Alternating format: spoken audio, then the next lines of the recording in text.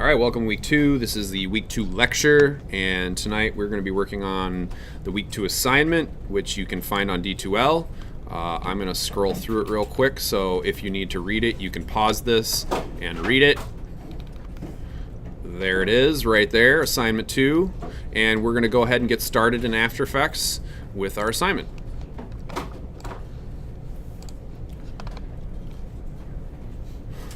All right, so fire up your After Effects interfaces, and we will get cracking. Hopefully it doesn't take 9 years to do it.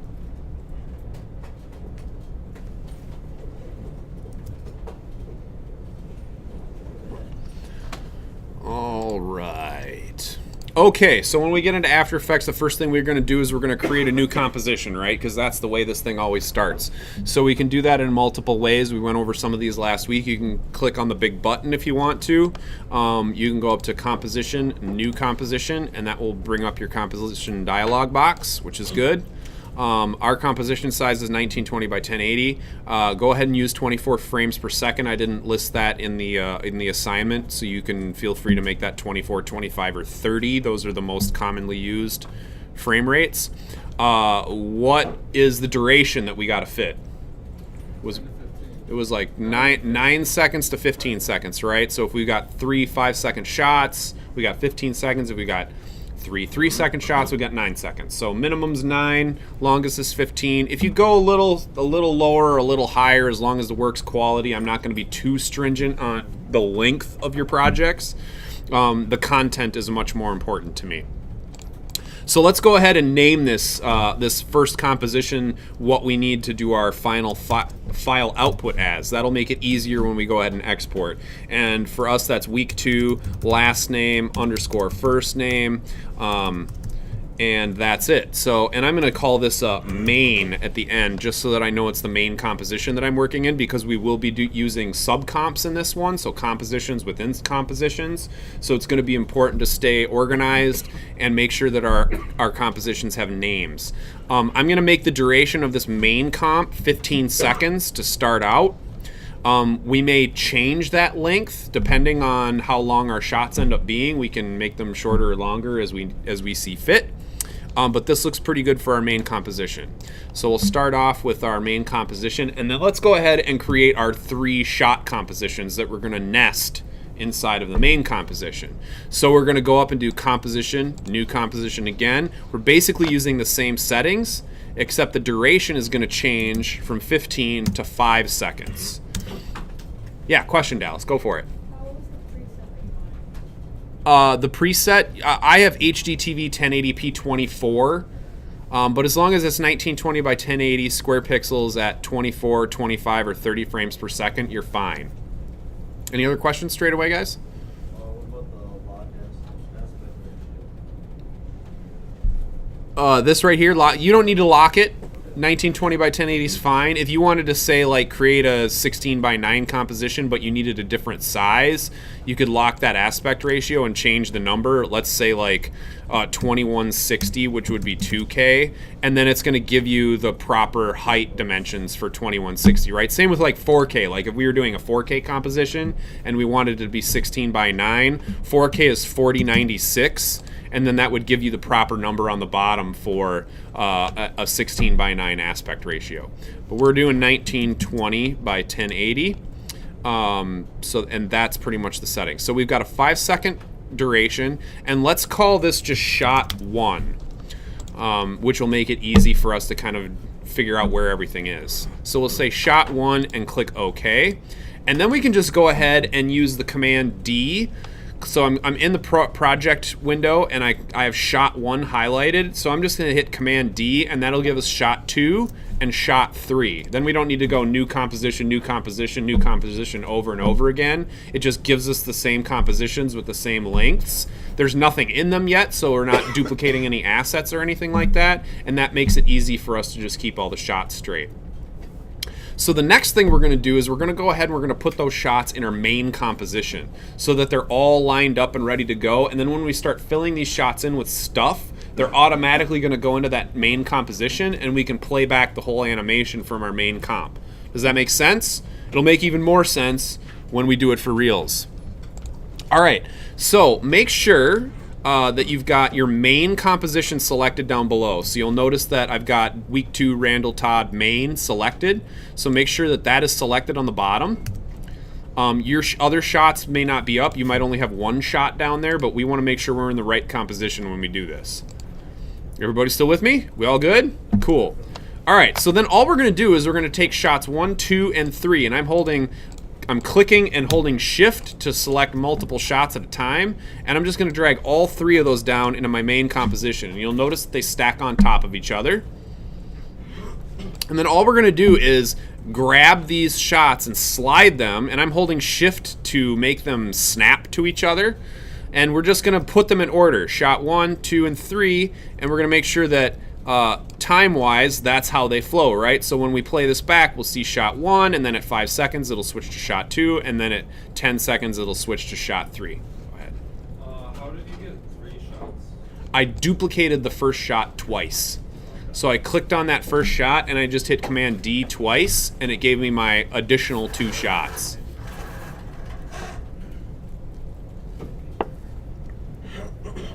We good? Yep. Everybody's with me? All right, it's going to be really important to like stay with me tonight because I'm going to be covering tons of stuff.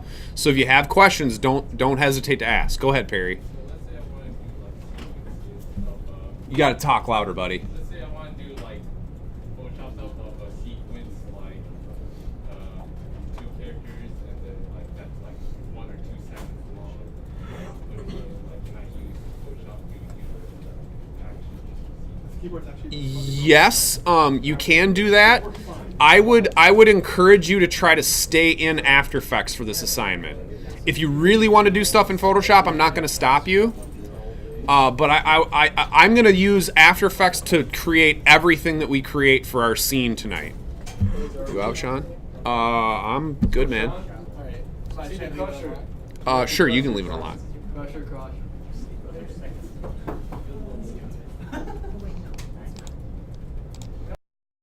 Okay, so we have a main sequence that's 15 seconds long. We've got 3 shots. Shots 1, 2, and 3. They are all 5 seconds long. Right now, there's no elements or animation in any of these sequences. We're basically just setting everything up so that we can play back our shots and see our final animation when we start getting stuff in. So now we're to the point where we need to start planning what our animation is. And I'm going to pause the lecture for this, and we're going to talk about what we're going to do, and then I'll just run over it real quick for the lecture. So the class and I have decided what we're going to do for our 3 shots, and here's the gist of it. We got 3 shots. The first shot, we're going to have a little robot roll on screen. Actually, we're going to have a little robot come together via magnetism in the middle of our frame with a city background. And then in the second shot, we're going to have our robot roll into camera, roll into frame with a little trash can there. He's going to fall in love with this trash can. We're going to see his eyes turn into hearts. And in the third frame, a little garbage truck arm is going to come in and take the trash can away, and our little robot's going to be sad. So that's our story. And now we're going to start developing the assets that we need to develop to make this happen. Okay, so the first thing we're going to want to do is we're going to build our robot, right? So let's start working on our robot. So I think what we're going to give a shot here to is we're going to create a 4th sequence, and we're going to call it robot. And we're going to put all the parts for our robot into that one composition, and we'll use that composition for our robot animation for each of our 3 shots. So this is where the sub-composition stuff comes in, right? Where you create a composition and then you bring that composition into another composition to help you create shots. So let's start there. So we're going to go ahead and create a new composition. I'm going to keep it 1920 by 1080, but in certain instances it may make sense for you to just make the composition only as big as you need it to be for that robot, right? So we'll start with 1920 by 1080. We'll build our robot up, and if we need to, we'll change the composition size so that we don't have all these extra pixels hanging on that composition. So let's call this comp robot, and we'll call this robot. I don't know if we need to call it anything else. Let's just call it robot. That's fine. And then let's make the duration. I'm gonna do this. I'm gonna do this robot shot 1. And here's the tricky thing about working in After Effects. Sometimes you just can't see all the steps right away at the beginning before you start. Now I've been doing this for a long time, and I can usually visualize exactly what I want to do before I execute, right? But sometimes there's things you're trying, and you may start it off one way and then go, hey, I can make this work better another way. So we're gonna start this just robot shot 1, and we'll just do the animation in this one for the original shot. And then what we can do is we can duplicate it, we can change the animation for the next scene and the third scene and create additional compositions that can subcomp into those. And if we want to change the workflow midway, we might do that. So we're just going to stay flexible and loose and just rock and roll here. All right. So we got robot shot 1, 1920 by 1080, square pixels, 24 frames per second. This is 5 seconds of animation. So let's go ahead and click OK, and we'll start working on our robot. All right, is everybody still with me? Should be. All we've done is made compositions. All right, so here we go. We're going to start building our robot, and we're going to use shape layers. Let's start with the body of the robot. So we're going to go up, and we're going to grab the rectangle tool and click on that thing. And then let's start working with some colors too. So usually robots are like a steel or a gray color. So I'm going to go ahead and kind of make the body of my robot, the fill of my robot, a neutral gray color. And I'm going to click OK. And then I'm also going to use a stroke on this. And I think what I'm going to do is, because I want this to kind of come off as a cartoon, I'm going to just use a nice thick black stroke for all the different shape layers, so it looks more like a cartoon. And we can go back and we can edit these things at any time. So the stroke color, I'm going to click on, and I'm going to just make that nice and black. And I'm going to also shut the background off so that I can see that nice black stroke and make sure that it's fitting. So I'm going to come down here, and there's the toggle the transparency grid button. I'm going to go ahead and click that so that I just got the grid in the background, and we can start creating shapes. All right, so we got the rectangle tool, gray for the color, black for the stroke, and it's a 5-pixel stroke. And we're just going to draw out a little box. Right? I'm just going to make it like a little box like so. Right? Cool.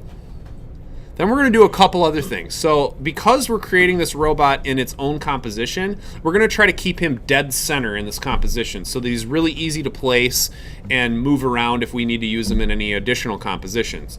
So with your first shape layer selected, let's go ahead and hold the Command key and then double click on the pan behind tool. And what that will do is it'll put the anchor point for that box right in the dead center of the shape. Yep, one more time. Okay, you can see that my anchor point is off, right? So I have the shape layer selected down in the layer stack down below, and then I'm holding the Command key and I'm clicking on the pan behind tool. So double click the pan behind tool and you should see that anchor point jump to the center of your shape. That work? Go ahead, Luke. Yeah, on my screen, when I hit the selection tool, it seems to Go over it one more time because I totally didn't record that part. All right, so we're going to align our shape to the center of our composition. So I have my shape layer selected. You'll notice I have the line tab opened up over here, and it says align layers to composition. And so I'm going to use horizontal center alignment to align it to the center of the composition horizontally. And then over here in the center, there is vertical center alignment. I'm going to click that button as well, and you'll see that it snaps it right to the center of your composition. And now that box is perfectly centered. So that's going to kind of be the home for our little robot. All right, so let's start naming our layers. That's going to be really important here. Like, you're going to need to know what is an arm, what is a hand, what is an eyeball, what is a head, what is a torso, what is a wheel, etc., right? So let's make sure we're naming these shapes as we go. So in the layer stack down below where you see shape layer 1, let's hit return and type in body, enter. And now you know that that shape is the body of your character, right? Cool. All right, so let's do the next part. Let's make some wheels, shall we? So let's make our wheels just really simple for right now. You can go in as we get further along and you can start adding detail to this. Like if we wanted to go in and add wires and crap to the body, we can go ahead and do those things. But for right now, we're just going to kind of rough this guy out and get him working so that we have something to animate with. And you can always go back and add more detail in. Okay? All right, so we got our body. Let's do the head next. So the head is basically like another little rectangle with a couple circles on it for eyes, right? So let's go ahead and grab our rectangle tool again. I'm going to keep the same fill and stroke, and I'm just going to go ahead and draw out a little rectangle right about where the head would be. And let's just kind of make it big enough so that we can move it around and do what we need to do with it. So something kind of like that. And this time we're not going to center this one up. We don't want it dead center. We want to kind of start placing all of these objects into their proper positions at this point. So we've got our head. We've got it now. We've got another shape layer 1 down in our layer stack, but let's go ahead and rename that shape so that we know what it is. So that's click on the shape, hit the return key, and type in head, and now we've got our head shape. Everybody still with me? Yeah. Okay, no questions. Good to go. Cool. All right. Let's just keep on cruising here. Why don't we make a couple little eyes? Actually, let's do this. Let's make... Yeah, go ahead. Yeah, how did you name the second bar? So click on the shape and then hit the return key, and you'll see that it lights up, and you can type in head for the name of the shape and then hit return again, and it'll lock it in. You go, tell me your name again. Damien. Okay, thank you, Damien. Should we also do the anchor point center?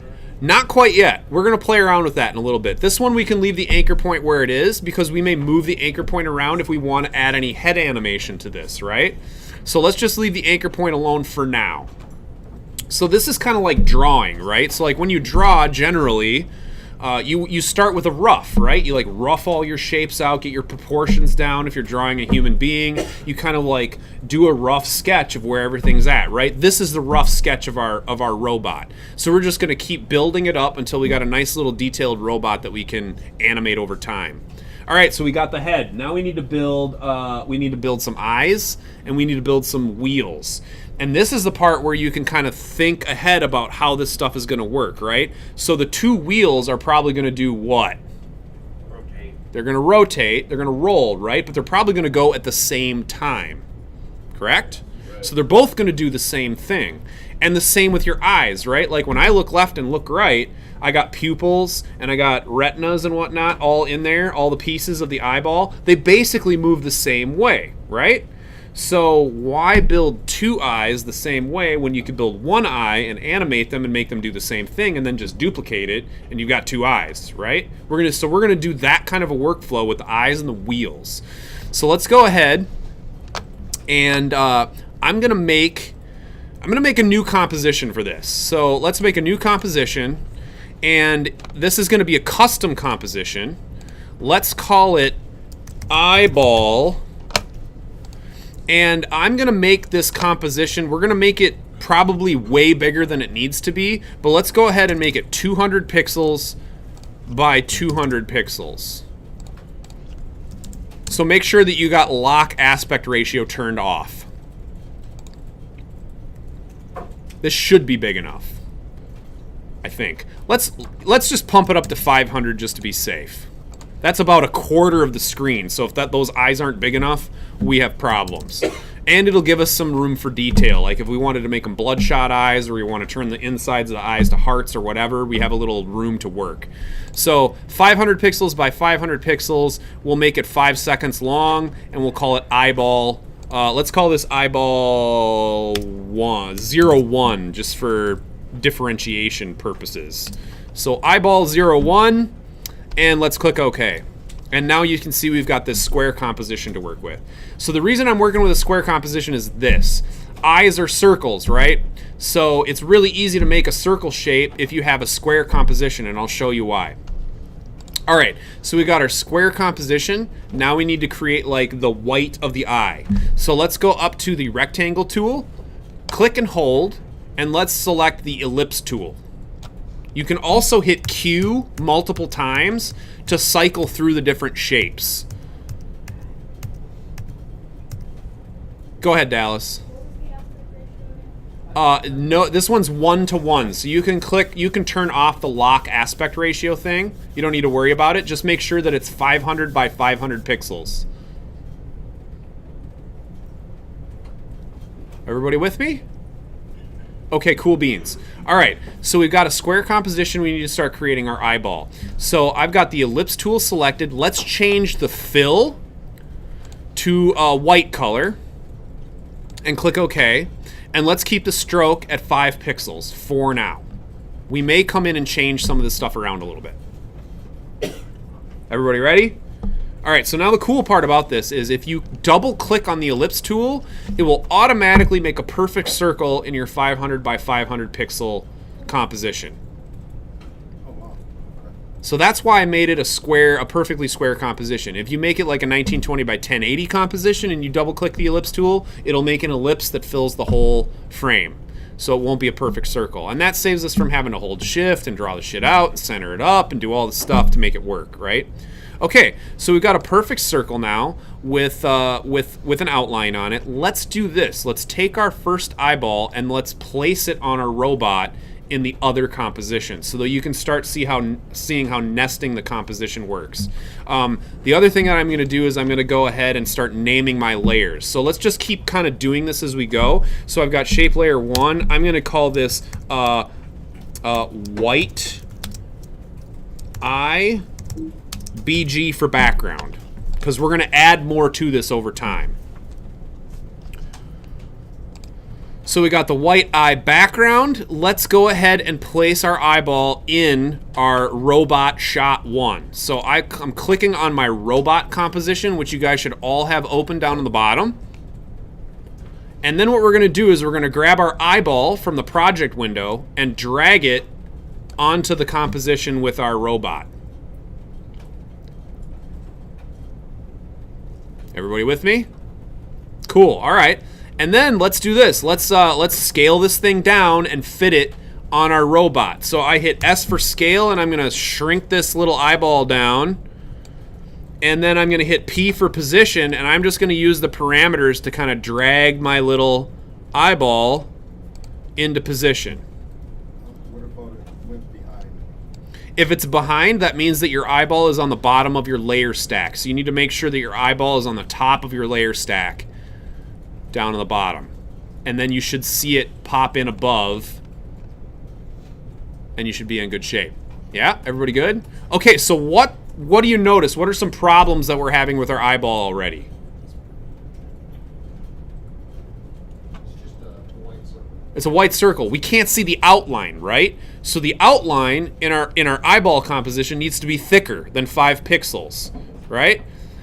There's another problem that we're having that you really can't see right now, but the edges of the stroke are kind of cut off because it's a square composition, and our stroke is just a little bit outside of that. So we're going to go back into our eyeball and start fixing these things and adding some detail. And then we're going to come back to this composition, and you're going to see that it's all updated with the new changes that we've made to the eyeball. So let's go back into the eyeball composition.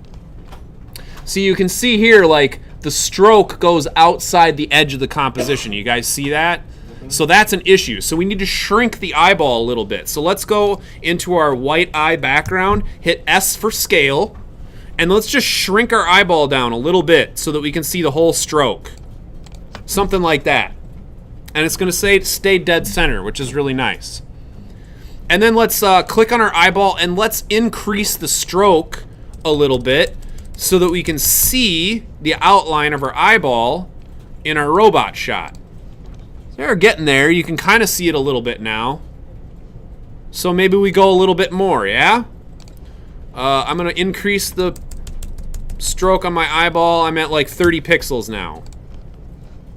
And I'm going to just double check it on my robot. Yeah, now we can see the outline of our eyeball is starting to work.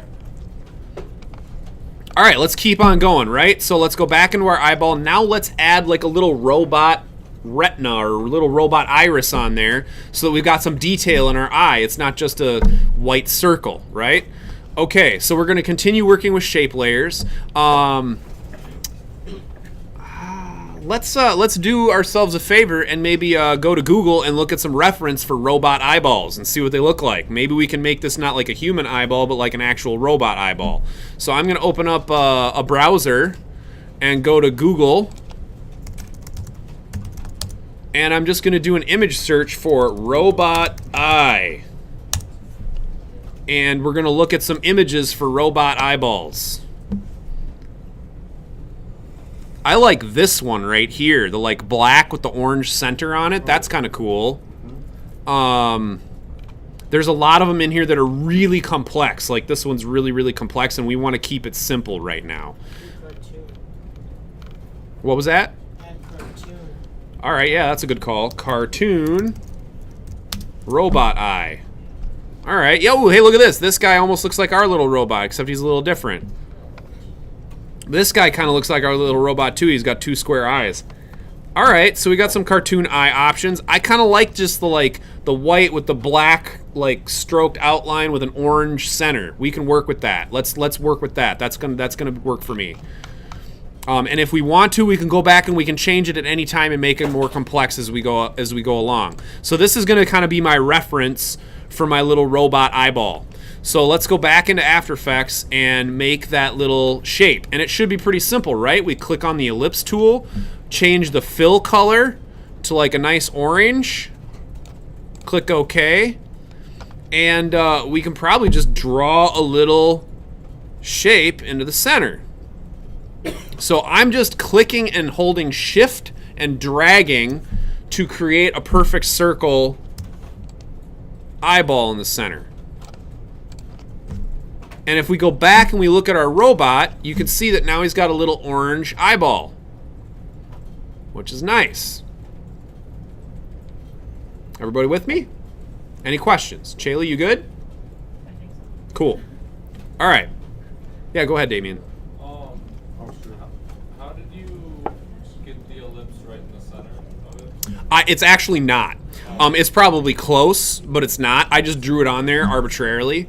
So this time you can just kind of draw it in arbitrarily. If you guys want to do a different shape too, like I want my robot eye to be kind of evil looking, you could do something like this, right? Make it look like a cat's eye and use that like an eyeball. Or you could switch it up and go, I want my robot eye to look like an ellipse like this instead of your standard eyeball shape, right? So you can be a little bit creative here and play around with stuff. Nice robot. Can't be easy. It's a trash can. We good? Yeah. All right, let's keep on cruising then. Okay, so now if I go back and I look at my little robot, you can see that I've got an eyeball and I've got the little shape in the middle, and it automatically updates into the composition above it, which is really nice. Question? We'll get there. We'll get there. With the way it's shaped now, because it kind of looks like it. Yeah, we're gonna get there. We'll keep on cruising. So I'm gonna keep my my eyeball shape a circle, and I'm doing this really more for simplicity than anything else. So let's think ahead. Like let's pretend we're making our robot look around, right? So if I take this iris is I guess what I'm gonna call this iris. And I say I want to make my robot look left or right. If I take this shape and I just move it around, you see what happens, right? The eyeball shape doesn't have anything to like cut it off on the side or make it look like a proper eye. So we're gonna run into some complexity issues if we want to work with an eye shape like that. So that's one of the reasons I'm just going to keep this a little bit simple and work with a circle at this point. If I wanted to go back and muck around with it and change the shape, I can do that later. So I'm going to go ahead and delete my iris and just draw a new one and make it a circle shape just for simplicity's sake at this point. All right, so here's what we got. This is what the eyeball looks like. And now you'll see, like, now if you want to make it look left or right, it gets really a whole lot easier because the shape can move left or right, up and down, and you don't have to worry about like edges hitting or anything funky like that. So I would recommend for this first iteration, we just keep it simple and let's just have the eye be right there in the center. And I'm gonna name this and put iris in there. All right, so we have our eye shape, we have a robot, we have our eyeball 1 in there. Let's go ahead and duplicate that composition and build our second eyeball. So I'm in the robot shot 1. I'm gonna click on eyeball and I'm gonna hit Command D for duplicate. And now I can position my second eyeball, P for position. And I'm just gonna use the position parameters to give my robot 2 eyeballs. Everybody good? Any questions? Cool. All right. So now let's just have a little bit of fun, so we can see we can get a little taste of where we can take animation, right? Let's play with the eyes a little bit. So let's kind of make our robot almost like make his eyes come to life, right? So when he's getting magnetized together, we can make these eyeballs fly in and hit their positions. But let's kind of have them like, let's have the eyes start up and then come down, like you're coming to life, right? So let's go into eyeball 1 and just do a little bit of animation with this to have a little fun with it. All right, so to make these eyes do what we want to do, what parameter do we need to adjust? The scale. Sorry? The scale. Scale, you could work with that. What else? Position. The position's going to be the big one, but scale can definitely contribute to this. Like, let's say we want to make our robot look surprised. What do you think you could do with scale to do that? You want to link the scale, and then you can only change one, so it kind of looks like it's squinting. Compared to when it's linked, you can't really do that because they're kind of together as one. Sure. So as soon as you unlink it, you're able to like mess with like vertically or horizontally. Right, so you can do squash and stretch, right, like we talked about last week, but you can also use the eyes to emote, right? Like when we're surprised by something, what do? Right? Our eyes get really big. And so you could do the same thing with our little robot. You could come in here on the iris and scale it up and make the eye really big. And that would be like, oh, I'm surprised, right? We won't do that right now, but let's just kind of make our eye come to life. So what I'm thinking here is I want the eye to start up high, kind of come down to center, and then look left, look right, and come back to center. How do we Question. copy it again? Copy what? How do you copy the layer again? Is that here to make the second eyeball? It's just Command D for duplicate. So you got to make sure you got the layer selected, and then Command D for duplicate. And you got your second eye, and then you can use P for position to get it where it needs to be. So does everybody have a composition that looks kind of like mine right now? 2 eyes, a head, and a body. Okay, go ahead, Luke. Why do you say use P for position instead of dragging it? I like to work with the parameters because they're more precise. You can drag it too if you want. That's fine. That's just the way I like to work. Like I like to be able to pull stuff exactly where I want it.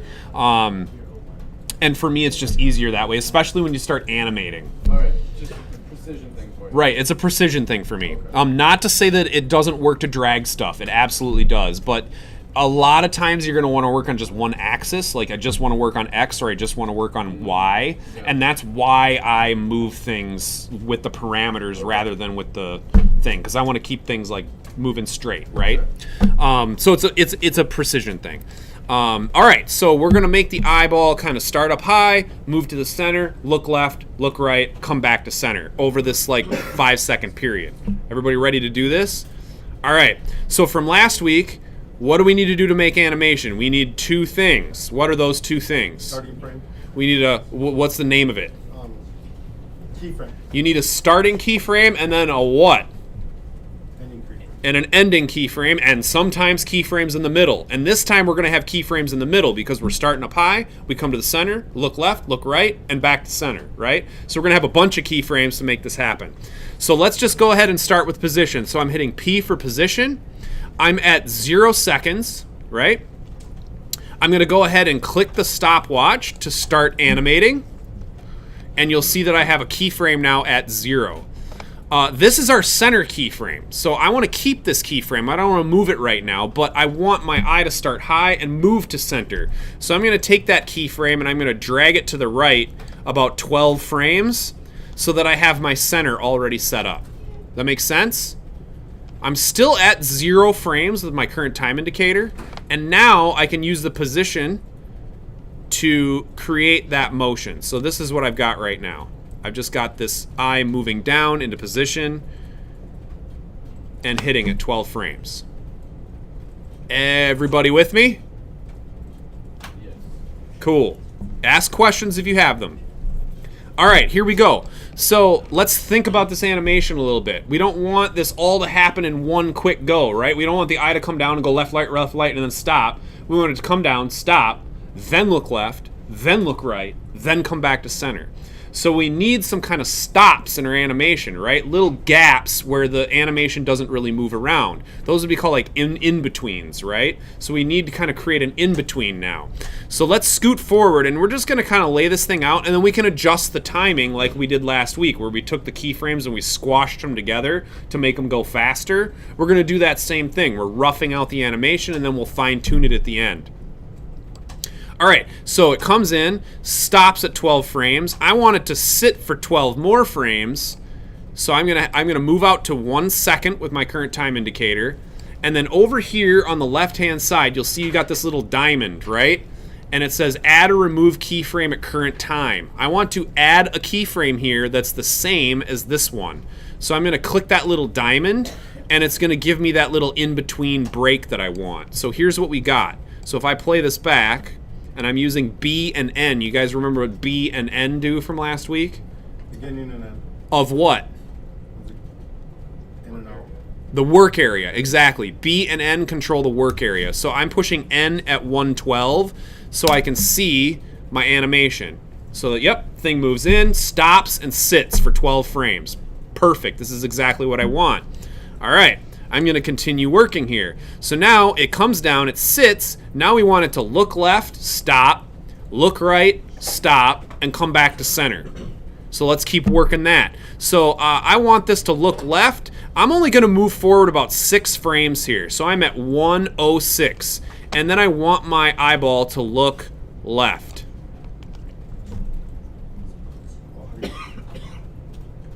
Question? Restart the keyframe. It should already be started. It's you got to make sure you click the stopwatch, right? And anytime you change a parameter with your current time indicator, it's going to create new keyframes for you. So right now we have 4 keyframes. Is everybody with me? Definitely. Okay, cool. All right. So again, I'm going to play back the animation so I can see what this is looking like. Comes in, sits, and moves left. Perfect. That's exactly what I want. All right, let's keep on moving. So it looks left. Now we need it to sit for a second, right? Because we don't want it to go left, right, center. We don't want it to all happen at the same time. So I'm going to move forward 12 more frames, or about a full second actually, to 118. And I'm going to click that little diamond on the left-hand side to add a keyframe. And that's going to be the same keyframe as we had before, right? So when I play it back, this is what it looks like now. And it just sits. Perfect. That's what we want. Everybody still with me? All right, cool. Let's keep on moving. All right, so then I want my eyeball to look to the right. So I'm going to scoot over to 2 seconds, and I'm using the position parameters again, and I'm just going to have my eyeball look all the way over to the right-hand side. And this is what my animation looks like now.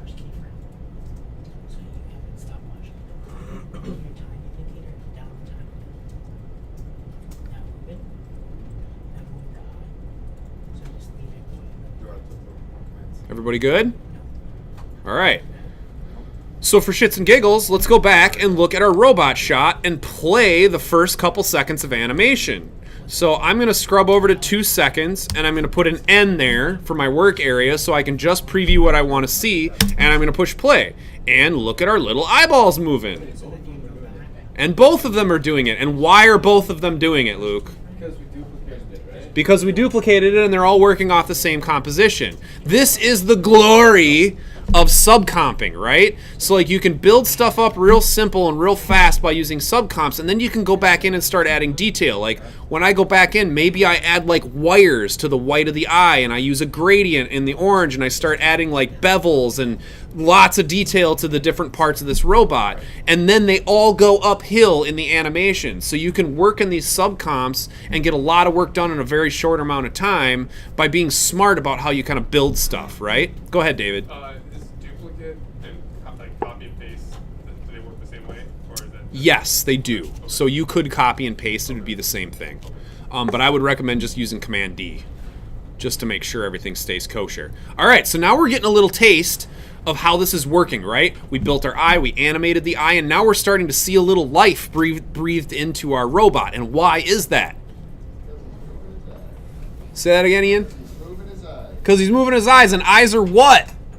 Part of the body. No! Windows to the soul. Windows to the soul. Very good. Eyes are the windows to the soul. The eyes are our most expressive feature on our faces, and they are going to give our little guy life.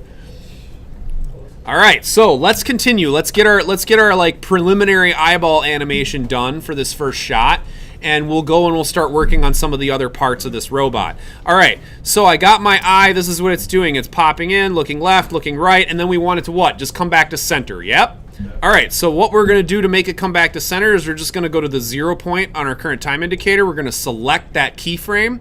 We're going to hit Command C for copy. Then we're going to take the current time indicator, and I'm going to roll it out to 1212 frames. Actually, we need to do one step before. I'm sorry, I screwed up. We're going to hit the diamond so that our eye sits on that right-hand side for a second. So I'm going to hit the little diamond on the left-hand side of that layer, add or remove keyframe at current time. That's going to give me my in-between there. And I'm going to move over to 3 seconds. And this is when I'm going to copy and paste my keyframe from the beginning.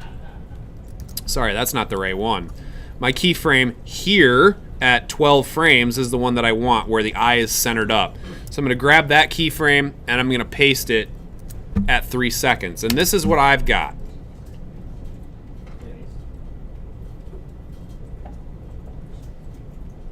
So you should have something similar to this. And if you look at your robot, you should see pretty much the same thing for both eyes. Go ahead, Damien. How many frames do you want between the last eye move and returning to? I have 12 frames. So I've got 3 seconds of animation. Don't worry too much about being super precise about where your frames are. As long as it's close at this point, we're fine. Everybody with me? What's up? My frame separated and somehow I get a second eye going out of the beginning. Let's see. Sean, can you help out?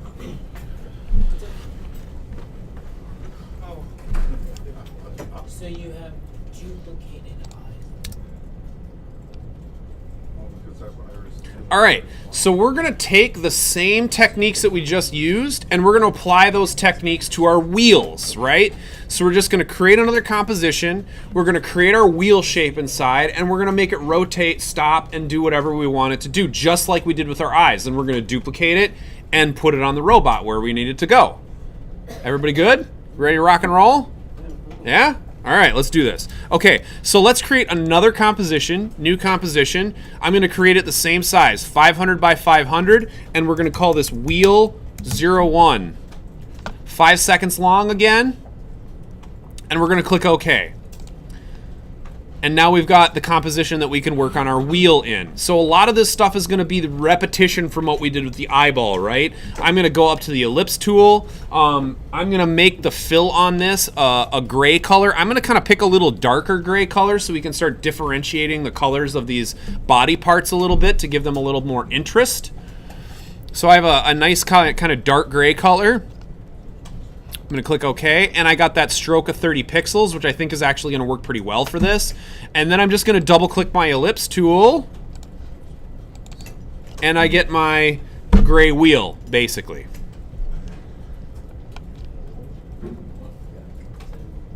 So what do we need to do? We need to scale it down. Okay, so let's scale it down. And I'm going to scale this one down a little bit more. I'm going to go down to 75% because what I want to do is I want to give this like little notches on the outside all the way around the wheel, and then we'll make them rotate. And we're going to start using parenting to make that happen. All right, so I want to make sure everybody's caught up because this next part's going to be, it sounds simple, but it's going to be kind of a doozy.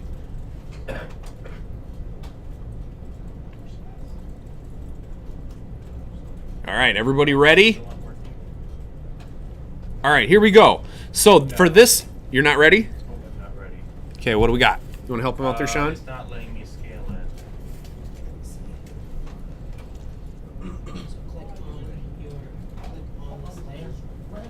Yeah.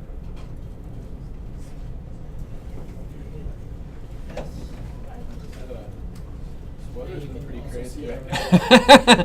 Cold, bro. I'm gonna pause this momentarily. We've got our little tine. Sorry, I paused it and I forgot. And we were creating just a little tine with the pen tool. So I clicked and then held the shift key and then clicked again to get a straight line. And now we're gonna start aligning and working with our anchor point. Okay. So here we go. So I've got my shape, my little wheel tine selected. So let's name our layers first. So I'm gonna call my circle wheel base for the base of the wheel. And then the second shape that I have there, I'm going to call that, let's call it just track 01. And that will be the track of our wheel. All right, so what we're going to do moving forward is we're going to take that tine, we're going to set up the anchor point, we're going to align it to the dead center, and then what we're going to do is we're going to take a bunch of copies and rotate them at certain angles so that we get those little tines going all the way around our wheel. And then we're going to parent them so that all we need to do is animate one of them and all of them will rotate. Okay, so here we go. Let's execute. So I've got my track selected. First thing we're going to do is we're going to align it. So we're going to go over here, layers to align to composition, and we're just going to align it center. And I'm having trouble seeing if that's actually aligned, and it is not. So let's do this first. Let's make sure we've got the shape selected. Let's hold Command and double click the pan behind tool so that our anchor point goes right to the dead center of our object. And then we should be able to align it vertically to the center of the composition. And it still is not wanting to work.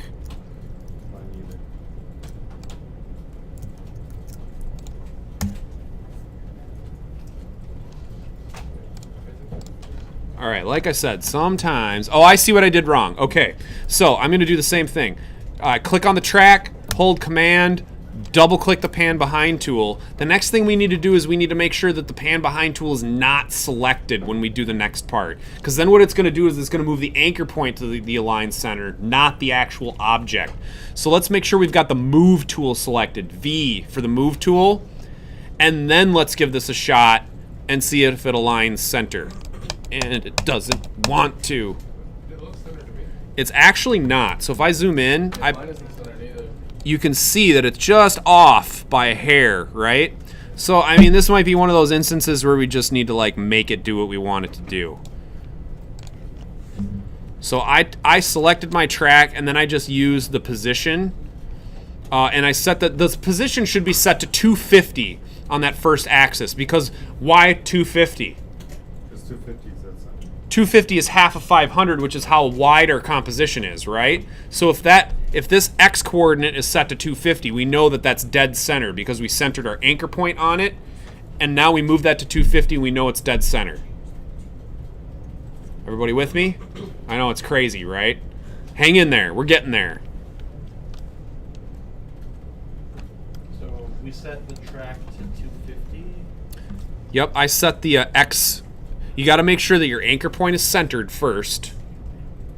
So you click on the track and then double click on the pan behind tool holding Command, and then we set it to 250. I know, this is crazy, right? It's like super simple thing, but it's not simple at all. Go ahead, Luke. Yeah, so I'm trying to select the track, but just using the selection tool and not pressing on This? yeah, not pressing on that. Can I do that? Because I'm not having any success with that. Yep. You wanna select the track by actually clicking on the layer itself. But is that specific to the pen tool? Because I have no problem selecting the shape layer. Nope. Even if I use the Move tool, But I can't select I that. need to select the track down below. Okay. No, I can select it that way. I just wondering. Yeah, this one. So here's what's happening, right? And I think this is why we had trouble actually aligning this. We are working with a 1 pixel thick line that's stroked out to 30 pixels, right? So because we're working with a 1 pixel thick line, it doesn't actually know where to center things because it's only 1 pixel thick. So we have to kind of help it out a little bit to make it do what we want it to do. Ways we could get around that. Like, let's say we didn't want that to happen. We wanted this to be a little more idiot-proof. We could get rid of the track and turn off the stroke. I'm going to just run through this real quick and then I'll explain it.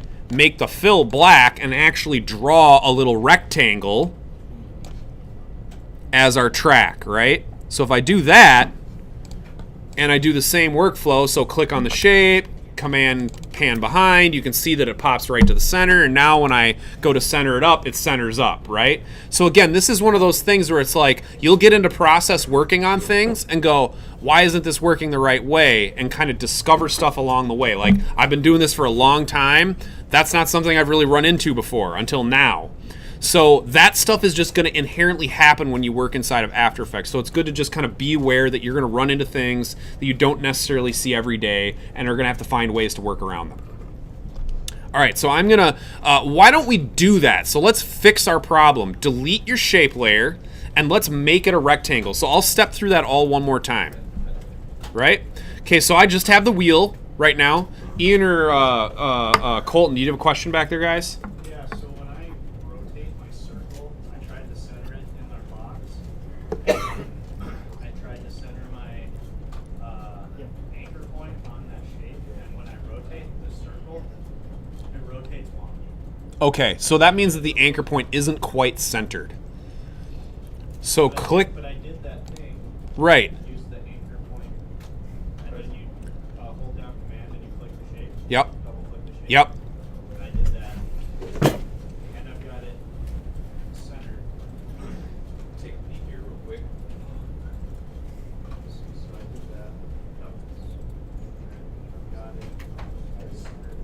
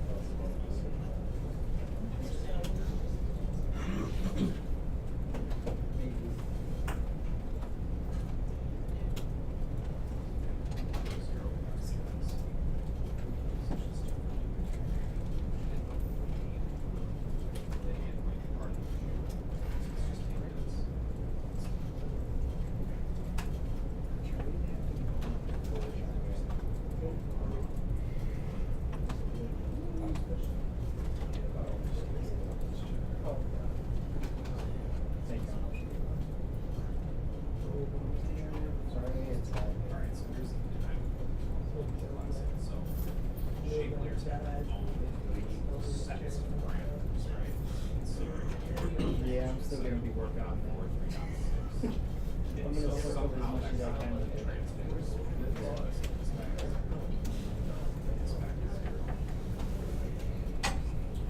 You gotta get the position.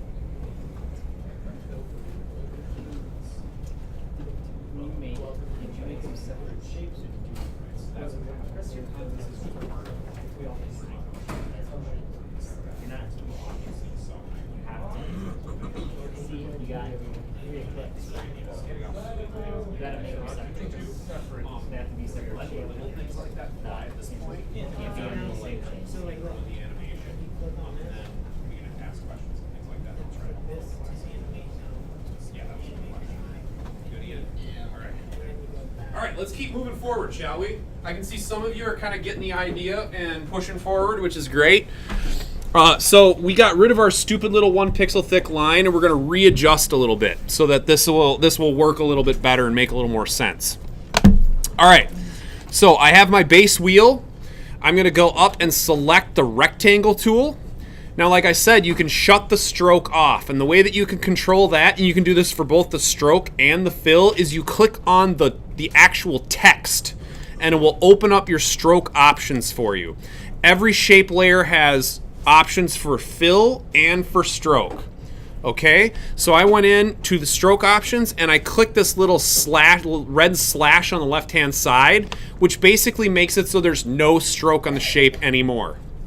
And then this will allow us to draw a rectangle and kind of fine tune it and get it lined up so that everything works correctly. All right, so make sure you click on the stroke text. That will open the stroke options. And we can start moving forward again. So I'm going to click OK, and I've got rectangle selected. My fill is black. I'm just going to go ahead and draw a little rectangle about yay big in the middle of my scene. And then we're going to run through a few of the steps we did before. We're going to center it on the anchor point, right? So I'm going to go ahead and click on my shape layer, hold the command tool, and double click the pan behind tool, which is going to put the anchor point in the dead center. And then I'm going to use the align tool on the right hand side to align it to the x-axis in the center. And now we can use P for position and kind of adjust it so that it makes our little track shape on the top of our wheel. Did everybody get it? Definitely. First round? All right, now it's gonna get nuts. You ready for nuts?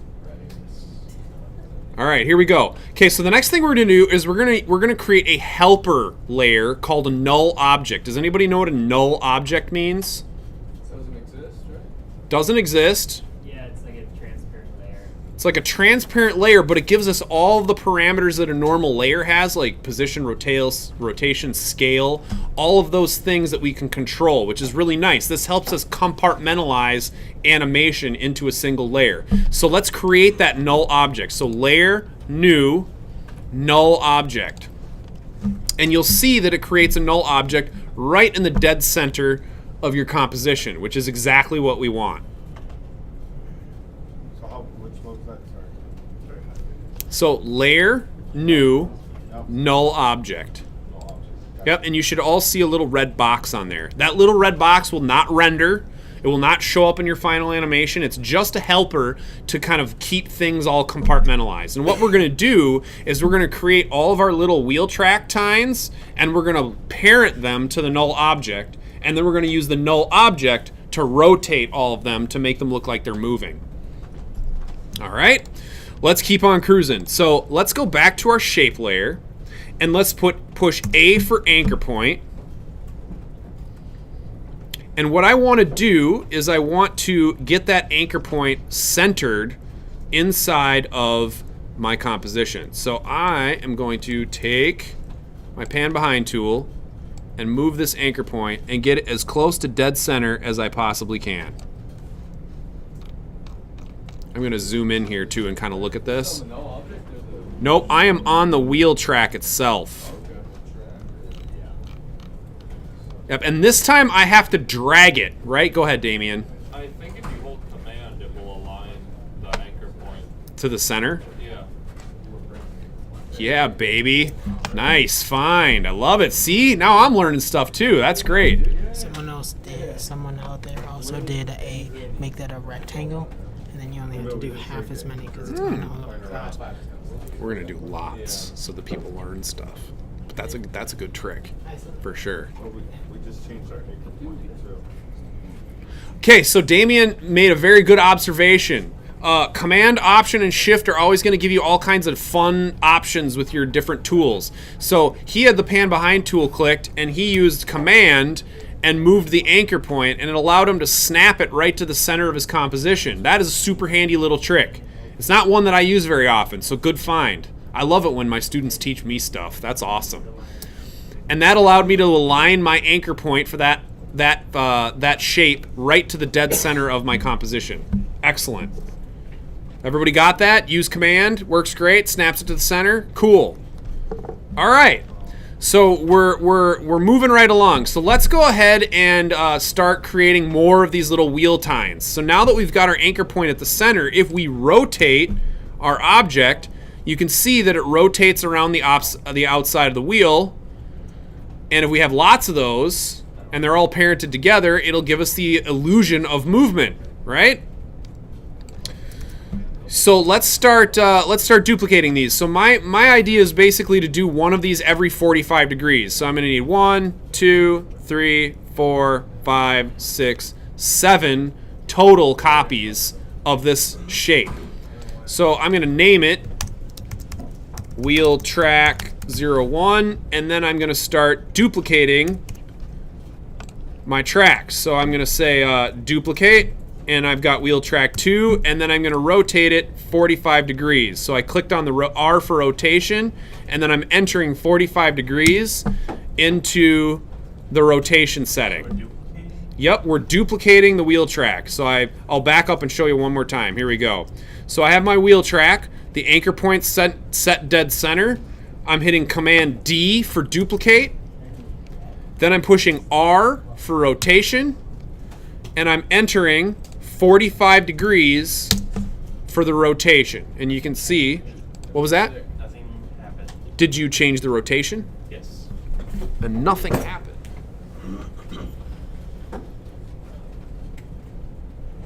Wrong rotation. That is a full 360-degree rotation.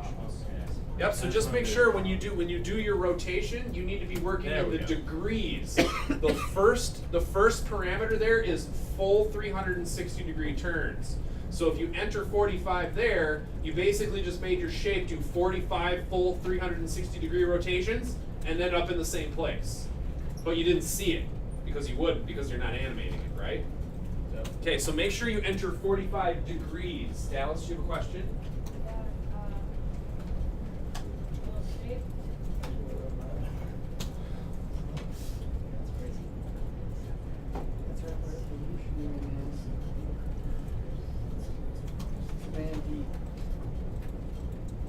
Can't be freaking out over there, dude. No, dude, you can actually do math in this. I know, man. It's like, Yeah. what? I thought I didn't need to use any of that.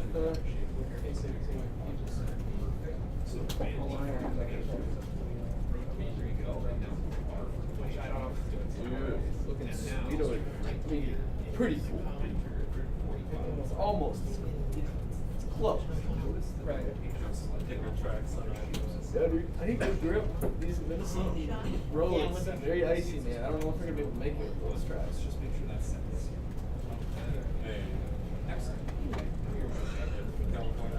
No pun intended. Nice work. He's got stuff rocking. Excellent. Okay. You'll be fine. That's Cool. I see lots of wheels. Excellent. All right. So what do we do from here on in? You gotta parent it. We rinse and repeat, right? That's what we do. We just need to do the same thing that we just did for this one track to all the additional ones, right? So I take wheel track 2, which I just created. I duplicate it yet again. Command D for duplicate, R for rotate, and then I enter 90 degrees. And now I got a third one. Then I do the same thing again. Duplicate number 3, R for rotation. Now we're going to what? 135, right? 135. Now I've got my 5th track. And we just keep moving forward. So duplicate, rotation. This one is 180. Now we've got the bottom track. And this is where my math gets bad. Duplicate, rotate, 225. There we get our next one. Duplicate, rotate, 270. And then duplicate, rotate. What's the last number? 390. 315? I was playing. Sorry. Yeah, there we go, 315. Luke was not kidding. What was that? Luke was not kidding. Yeah, Luke was not kidding. Guys, come on. All right, so does everybody have tracks going all the way around their wheel? Yes. Good. Wonderful. Now we're going to start parenting stuff. So what we want to do is I'm going to hit Command A for select all in my layer stack, and I'm just going to close all my little carrots so that I can see all of my layers, right, with no parameters open. Did everybody see how I did that? So it kind of looked like this, right? It was all like at a whole bunch of stuff. So I hit select all, and then all I got to do is just close one, and it closes all of them. It'll just make it a little easier to see everything. All right, so the next thing we need to do is we need to parent all of those little wheel tracks to the null object. So we're going to select all the wheel tracks. So I'm clicking on track 8, holding shift, and clicking on track 1, and that gives me all of my little wheel tracks. And then this thing over here, make sure do you guys all have the parent column visible? Does anybody not have the parent column visible? Everybody can see the parent column. Which one's the parent column? So it says parent right above it. Oh. Does everybody have the parent column? Okay, so I'm going to fill you in on another little thing, right? There's this little button down at the bottom. It's kind of hard to see right now on my screen because it's way down there. See this button, toggle switches modes down on the bottom? That will change the options that you have inside your layer stacks, right? So if for whatever reason you can't see your parent options, click that little toggle switches modes button and it'll give you your parent options. But everybody's got it, right? Okay, so we got all the tracks selected, and now we're going to parent them to the null object. So we're going to take our little pick whip over here on the right-hand side, and we're going to just select that null object, and now all of those layers are parented to the null. We got 2 errors. Errors? Or there's red lines that just came up on. I don't even know what to say. I had a question. How come we just didn't parent it to the wheel itself to make sure the wheel was centered? Wouldn't that be the same thing? That could work, yes. I wanted to show you guys about how to use null objects. Is basically the long answer to that. Yes, that would be a way to do it. There's like 900 ways to skin a cat in this program, right? You're going to find better ways to do things. Like one of the things Sean told me was, well, if you just make a long rectangle and have it stick out on both sides equally and then put it behind the wheel, you only have to duplicate it 3 times instead of 7 times, right? So there's a million different ways to skin a cat, right? I did it this way because I wanted you guys to parent a bunch of layers. So if you find shortcuts or have ideas for shortcuts, feel free to use them. I'm fine with that. That command trick was dope, yo. All right, let's keep pushing forward. We got a long ways to go. All right, everybody good? Ready to rock and roll? Okay, so now the cool part, right? If you click on the null object and push R for rotation, and you rotate it, all of the track wheels move. Yay! So now, when we want to animate our little dude moving on his wheels, we come in here to this rotation animation and just rotate the wheels where we need them to rotate in the right times, and that moves up into our robot shot, and our little robot moves across the screen. Cool, right? Or it's wheels' turn. You got to move it across the screen yourself. Right? We're getting somewhere. We're beyond just moving shapes around on the screen. Now we're actually creating character animation. All right, and now you're having a whole nother level of respect for people who do character animation, because all we're doing is making some boxes move around in a circle, and look at all the freaking steps it took just to get there, right? All right, so we got our wheel. It's all set up. I'm going to leave it with no animation on it right now because we're going to want to come back to this wheel and have it move at specific times when we want our little robot to move around, right? So let's go and put the little wheels on our robot, though, okay? So back into our robot shot 1, and we can go and we can grab our wheel 01 and bring it into our composition, right? And we can kind of scale it and position it where we need it to go. So I've got my wheel is on the top of my layer stack. I'm going to go ahead and scale this down and kind of position it where I want it to go. Make sure, again, that you don't have your pan behind tool selected by accident. Make sure you got your move tool selected. So I'm going to, like I said, I'm going to scale this down. I'm using S for scale and P for position to kind of move this around. You can use the move tool if you want to. I think for simplicity's sake, I'm just going to make the wheels part of my little robot. I don't know. I'll put them like right here. There's a little overlap. Overlap's good. So I got one wheel, and then I can duplicate that wheel and then use P for position and make a second wheel over on the right-hand side. And now we got 2 wheels. And just for fun, let's go ahead and just do a really simple rotation animation in our wheel. So I went back into the wheel composition, and I'm just going to make my wheels rotate, I don't know, 10 times. So I'm entering 10 into the first parameter. I added a keyframe at the front and the back, and my wheels are rotating. And if I go back into my robot shot and play this back, you can see the wheels are rotating. And his eyeballs are moving. All right, let's keep on cruising. We got arms to make. We got a background to produce. We got a whole lot of things we need to rock and roll on here. Go ahead, Dallas.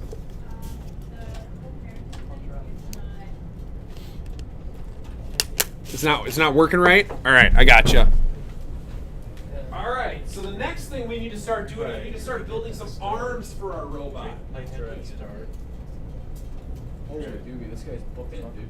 No, it's the late head, the blue. Oh, yeah. He's moving pretty quick, but I think we know can it's fast. Let's crank up. Let's make it a little longer. Now drag it all the way to the That's end. what she said. And All the way to this end, or go to the yeah, second, what? or- All the way to the 5 seconds. Actually, I should be And then, 6 rotations. and Check, then right? with the null object, Who wants to set test that the number to Lambo 0. speed? Yeah. or just click on it and then type 0. You can't have an animation. Blur. Alright. And then go to the first number. It's motion blur going there. Bang, bang. And now it's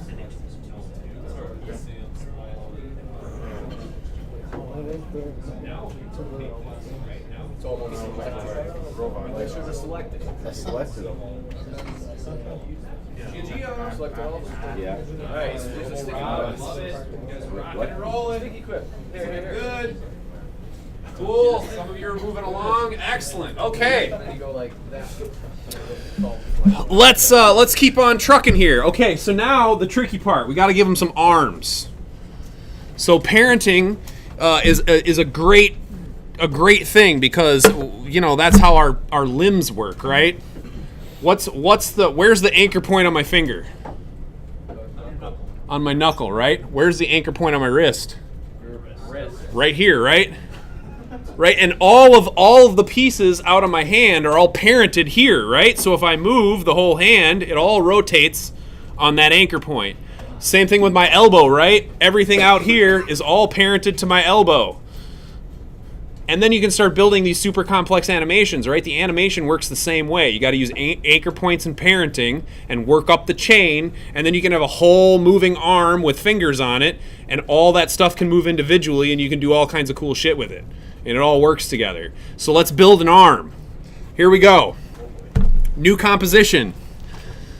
So let's make a new composition. We'll call this arm 1. And I'm going to try to make these arms really, really simple and symmetrical so that we can flip the arm and it's not going to look wonky. And here's what I'm thinking for my arm shape. It's going to be something like this. Circle, shape, circle, shape, circle, like a little pincer thing and another little pincer thing. This, anchor point here and here, anchor point there, anchor point there, anchor point there, and it all works when you move it around. So you can make all kinds of fun bendy shapes with it. Do funny things with the pincers too. All right, you guys ready? 500 by 500?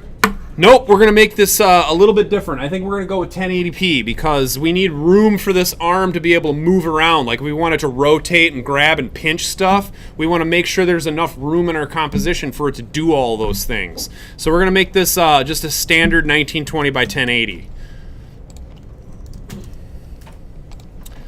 5 seconds long. We're gonna click OK. And we're going to start building up our arm. So let's just do this. Let's start broad and work and start parenting everything together as we build all the shape layers in. So again, we're going to start with our ellipse tool. And we need to make sure that we set the parameters correctly for the ellipse tool. Right now the fill is set to black and we have no stroke because that's what we did on the last shape, right? So let's go in and set our fill to some kind of a gray color. I'm going to go with a lighter gray, or I'm going to go with a darker gray on this one. Click OK, and I'm going to click on the stroke text and turn the stroke color back on as well to click OK. And I'm just clicking the one right next to the little white square with the red slash through it. We want solid color. Let's go ahead and click OK. And then let's just kind of draw out the 3 circles that we need. So I'm going to have like big, medium, small are going to be the sizes of my shapes. And I'm going to hold shift to draw all these so that they're perfect circles and we can adjust them afterwards. So here we go. So I'm holding shift and I'm clicking and dragging kind of to create my shape. I'm going to hold shift again and I'm going to click and drag and make kind of a medium sized circle, and I'm going to hold shift again and create a small circle, and all of them are all over the place in different positions and all that good stuff, and we're going to just fine tune this as we go. Go ahead, Luke. We don't want these on different shape layers? Yes, we do. Oh, okay. Yes, we do. Good call. So yes, Luke pointed out something very important. All those shapes are drawn within the same quote-unquote shape layer. We want them to be individual shapes. There are excellent reasons to create multiple shapes within one shape layer, but I'm trying to just keep it simple and not have to monkey around too much with the different shape options. So here's how this goes one more time. Thank you for pointing that out. Let's do a big circle, and then we have to deselect the shape that we're working on. And if I really wanted to make this easy, I'd just duplicate that shape twice use P for position, and I can start positioning my different circles. Yeah, but then you're all different sizes. That's all right. We can make them different sizes. So I've got my 3 circles, and now we can change their scales very easily within the shape parameters. So let's go in and look at that a little bit here. So I have shape 1, shape 2, and shape 3. So let's name these. I'm going to name shape 1 shoulder, shape 2 elbow, and shape 3 wrist. Cool, cool. Here we go. So let's go into elbow and let's open up all of the parameters for the shape, right? So just so you can see what I'm doing here, I'm clicking on the little caret to the left of elbow, and you'll notice we've got transform parameters in there that are our regular old transform parameters, but there's this other option called contents. And that's where all of the shape parameters are actually contained, are in that contents section. So if you open up contents and you go into ellipse 1, you'll see ellipse path, stroke, fill, and a second set of transform options, right? So this is where shape layers can get a little crazy. I would recommend keeping it simple for your assignments and not playing around too much with this. Play around with it a little bit, start to get familiar with it. We're gonna go way more into like all the crazy stuff you can do with shape layers as we get further into this class. But you'll see in there we've got a scale parameter in there. So let's just make this simple. So if our first shape is 100% scale, let's scale this down by 30% and call this 70%. And that will give us our elbow shape. So if we go back in, you can see that it automatically shrunk that circle. That's actually a little too far if you ask me. Let's do it by 20%. I'm gonna set that to 80. And that will scale our shape down inside of the shape options themselves. Does everybody see how I did that? Does anybody need to see it again? It's okay if you do. All right, and then let's do the same thing for the wrist. So let's go into the wrist contents. So I just double click that caret and go into the contents section, ellipse 1, transform ellipse 1, and then we're gonna drop that by say 40%. So I'm setting the scale to 60. And now I've got 3 individually sized circles. Go ahead, David. Can you explain again why you used the inside the shape part instead of the scale as a whole? Mostly because I wanted to show you those options. Okay. You can do it either way. It works either way. I want you to be aware of where things are and kind of give you the heads up on how to do certain things within the contents. And sometimes there's really good reasons for manipulating them inside the contents rather than outside. Mostly for at this point, like, is if you just go into scale, everything's going to say 100%, and you can move things individually if you want to. Both ways work. A million ways to skin a cat. Again. Oops. Okay, so I have 3 different shapes. All right, now let's kind of build the in-between parts. What do you think we could use for that? Rectangle, pen tool, whatever you want. Ian. Oh, I'm sorry. I just went over this. You just chilling? All right, cool. All right, so let's go ahead and continue kind of manipulating our arm a little bit. I'm going to use the pen tool for my kind of in-between shapes. And I'm just going to kind of draw a trapezoid with it. So here's kind of what I'm going to do. I got my pen tool. I'm going to click, click, click, click, and click. And it's going to create that kind of in-between arm shape thing. I'm also going to make sure that that's underneath all of my circles so that I get something that looks kind of like that. And the other thing I'm going to do is, just for fun, I'm going to change the fill color so it's a little lighter so that we get some kind of contrast going with our different shapes that we have. Is that a new layer? That is a new layer, yes. Make sure you are creating new shape layers. So you have to deselect your other shape layers before you create them. And we're going to fine-tune this once we get everything drawn out. You did it lighter, right? Lighter. I did it a little bit lighter color, yeah. And I'm going to go through and start naming these too. So I'm going to call this one upper arm. And then I'm going to draw my next one. I'm just going to draw right over the top of it. So make sure you don't have anything selected, and let's just draw another kind of simple trapezoidal shape layer. And you can, if you want to, you'll notice I can come in here and I can adjust the nodes after I draw them, right?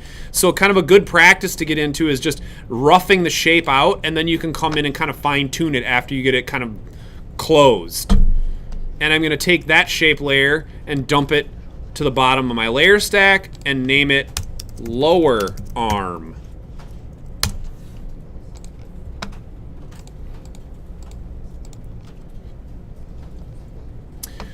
Okay, so we're moving right along.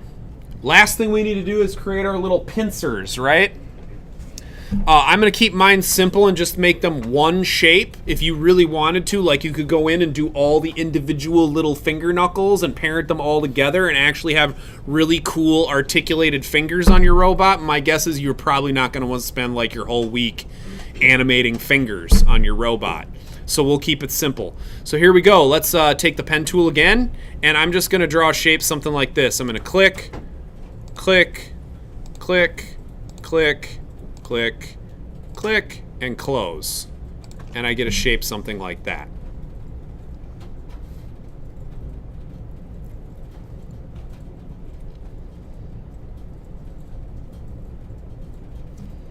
And I'm going to draw that, bring that to the bottom of my layer stack, and I'm going to do kind of the same thing for the bottom shape.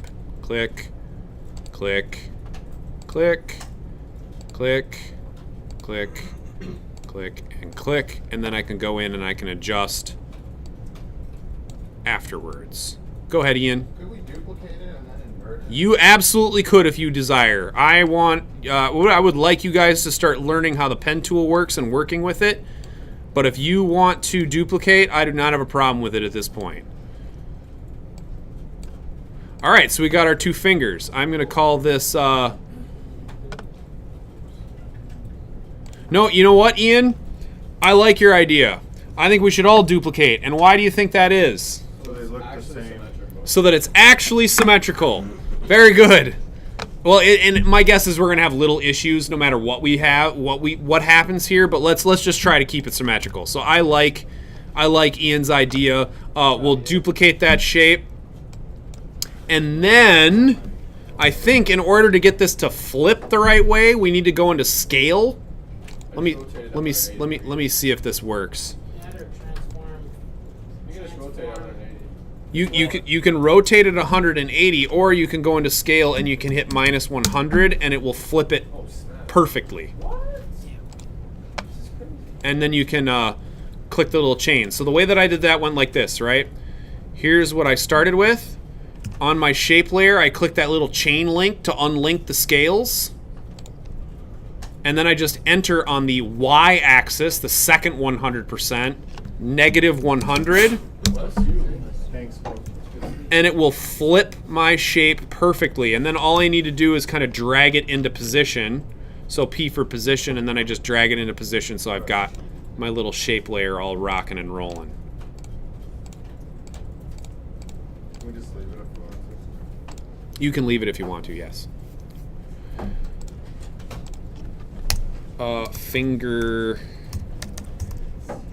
1 and finger 2. Okay. All right, so let's do this.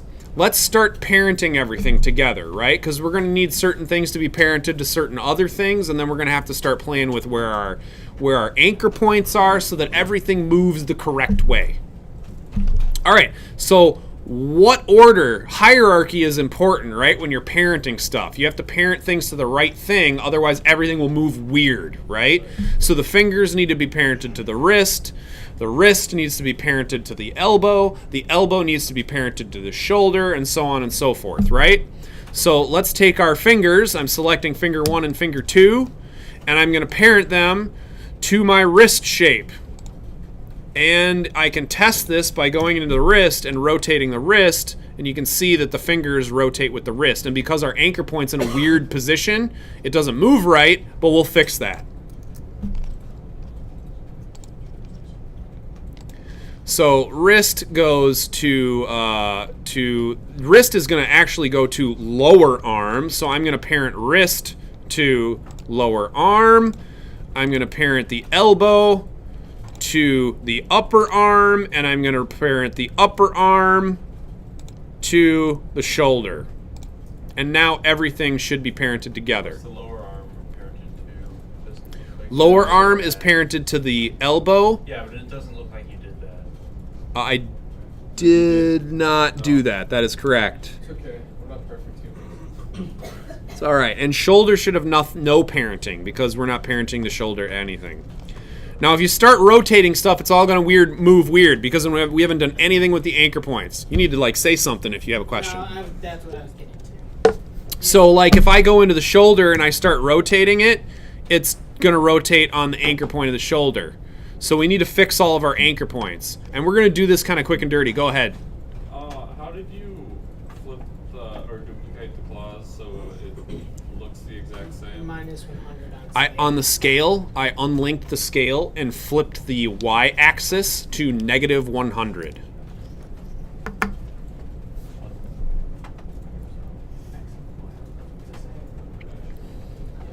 That's percent.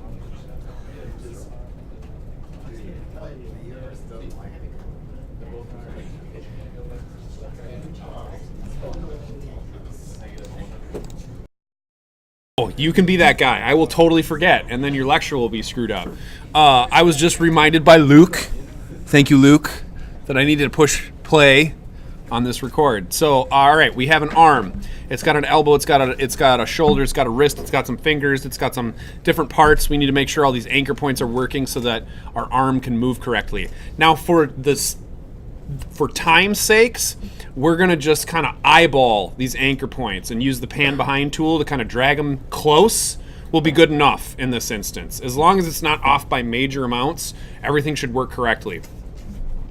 So let's go ahead and let's just start at the fingers, right? So I'm going to start with finger 1, and let's find the anchor point for finger 1.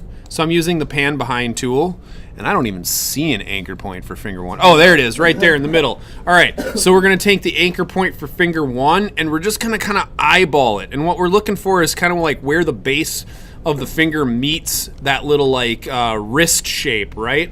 And then when we rotate it, it should look semi-legitimate, right? And that works pretty good. So that's kind of what we're looking at doing here for each of the pieces, right? We take the piece, find the anchor point, and kind of eyeball the anchor point into a spot that works for that particular finger. And this is looking good. Now if we were, animating those fingers, we could get them both to work exactly the way that we want them to. So fingers are good to go. Let's move up the line to the wrist. Yeah, go ahead. Why don't we just put it in the center of the circle? You can do that too. If you put it in the center of the circle, though, there might be some funky stuff that starts happening. Like, it may work. Yeah, that'll work fine. You can do that too. The reason I actually make it anchor on the shape itself is sometimes, in some instances, it might move weird and it might come out from where it's supposed to be because of where you put the anchor point. So that's just classically the way that I've done it. So we got an anchor point there. Let's get up to our wrist and let's center the anchor point. So I've got the wrist selected. I hold Command and I double click on the pan behind tool, and that will center the wrist anchor point, which is good. That's what we want it to do. And now if we move the wrist and we rotate it, the fingers should move right along with it, which they do perfectly. Same thing with our arm. So let's move to the upper arm and set that anchor point. And we want that anchor point to be set kind of like right here at the base of the upper arm. The next thing we need to do is the elbow. So we click on the elbow, and again, we can use the command double click the pan behind tool to get the elbow to move correctly. And if I move the elbow, all the subsequent pieces should move correctly, which they indeed do. And we're just going to keep moving right down the line. So I'm going to go to the upper arm at this point. And honestly, the upper arm and lower arm anchor points aren't super duper important because you shouldn't really be moving those individually from the shoulder, elbow, or wrist. So these are kind of arbitraries, but I'm just doing it to kind of cover my own bases. So I'm going to put that anchor point kind of there on the shoulder, so that if for whatever reason I did need to move that or wanted to move that, it would move semi-correct. But here's an answer to why I put the anchor point where I put it. So if I go ahead and I move the upper arm, you'll notice that you can see the stroke kind of comes out from behind the shoulder, right? So where you put the anchor point can kind of become important. So that's one of the reasons why I kind of put it on the shape in certain places. And then let's do the same thing for our shoulder. Let's go ahead and click on the shoulder, command and double click the pan behind tool to center that anchor point up. And now we can start creating some complex movement with all these different anchor pointed and parented pieces, right? We can make the fingers move, we can make the wrist move, we can make the elbow move, and we can make the shoulder move, and we can combine all those different things together to create different actions with our arm. Some other just tidying up things. So you can see that I've kind of got like varying scales of strokes going on here, right? Because we scaled these different pieces, like the stroke on the wrist is thinner than the stroke on the elbow and so on and so forth. So I'm going to kind of go in and fine tune those a little bit too. So I'm going into the wrist and clicking on the one of the tools on the top, either the pen tool or the ellipse tool, and with that wrist selected, I can kind of fine tune the strokes and all this stuff so that they kind of look really close. I'm going to do the same thing with the elbow. I'm just kind of like I'm eyeballing all of this, and it's totally fine just to eyeball it. And that's looking pretty good. Cool beans. All right, so now we've got the shape pretty close. Everything's looking pretty good. I'm gonna go ahead and make my elbow stroke or my shoulder stroke just a little thicker. Remember, when we scale this down for our robot in the final composition, all those strokes are gonna get really tiny. So you can make them nice and thick and bold. That'll work out really well. I'm like I said, you can come in here and kind of fine tune stuff. I'm gonna fine tune my parts just a little bit so they look a little bit more like the subsequent pieces that they are. And I'm also playing with the stroke scales just to make sure everything kind of looks close to the same stroke widths. I'm going to move down to my lower arm and do kind of the same thing with the lower arm. Just playing around with these shapes a little bit. Show gradients. You have it going. We'll get there. Okay. I'm going to probably get to things like that dead last. All right. So we got an arm, we've got it all parented, it's all ready to animate. So what's one thing that we can't do with this arm that we did with the other, the eyes and the wheels? Make it move together, like with the other. Right, because our two arms can do two different things at the same time, right? So we're going to want to duplicate this arm, create the second arm, and then flip it so that we can create individual animations with the arms if we want to. At this point, we can probably just keep them the same so that they do the same thing. Like if we wanted to be like, raise the roof, we could make them do raise the roof or whatever, and both the arms would move the same way. But if you guys want to play around with that, just make sure you create a separate composition for the left and the right arms, and then you can control the left and the right arms individually. My wrist isn't attached to the lower arm. Okay, so if you need to parent it, you can use the parent column and go to your wrist and then make sure that it's parented to your lower arm. It won't.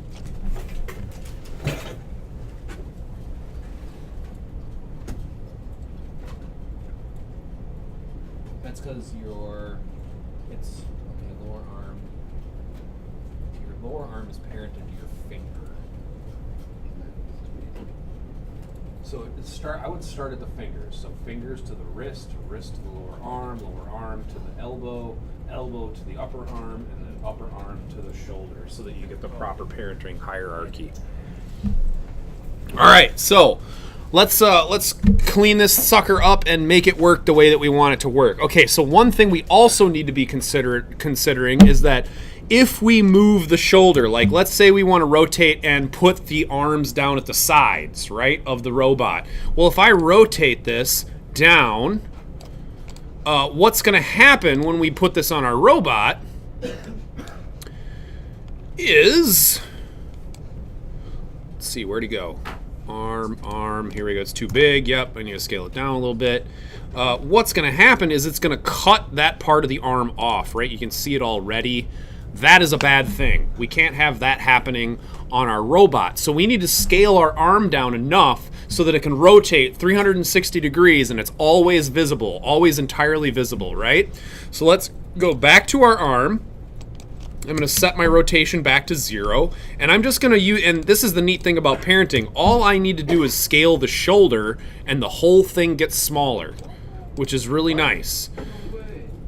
So all I did was scale the shoulder, and everything, because it's all parented and the hierarchy is all set up, everything works together. So if we just scale the shoulder, everything else scales with it, which is great.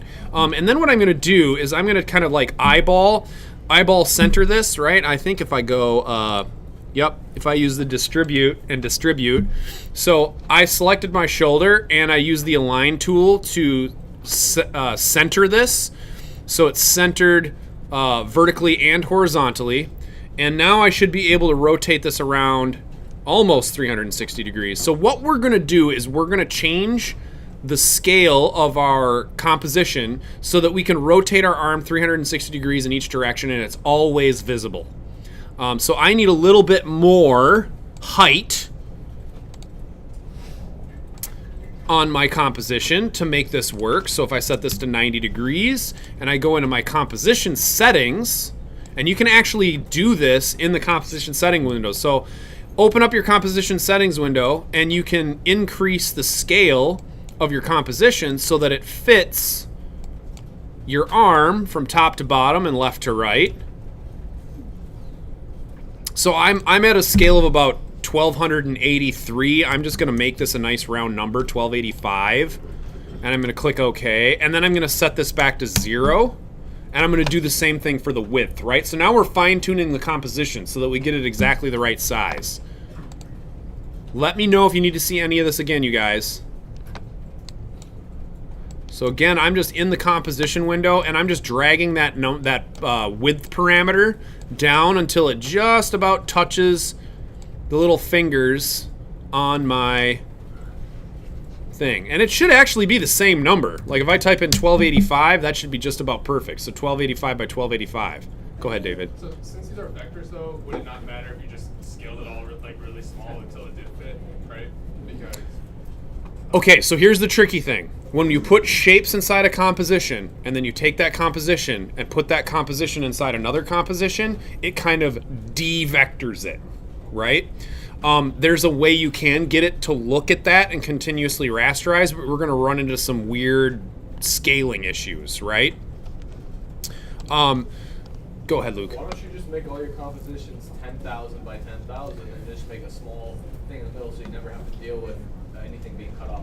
Because then After Effects has to process all those empty pixels for every frame that it renders, okay. right? Okay. So every time you render something, even if it's got nothing on it, it still needs to look and process all of the pixels that are in your composition. So kind of fine-tuning these things and making them work for you is a good way to approach the work. And let's see if I can kind of recreate the issue that I was talking about. So, okay, so let's say we've got our arm, right? And we take it into our robot shot. We can see that there's my arm right there. So now the way that we can get After Effects to continuously raster these shapes is we can click this little box right here. So here is, this is for comp layer collapse transformation for vector layer continuously rasterized, right? So if you click that little star option, what it does is it gives you a continuously rasterized layer. So we should be able to go into the arm layer and now scale this as big as we want, and it will work no matter what we do.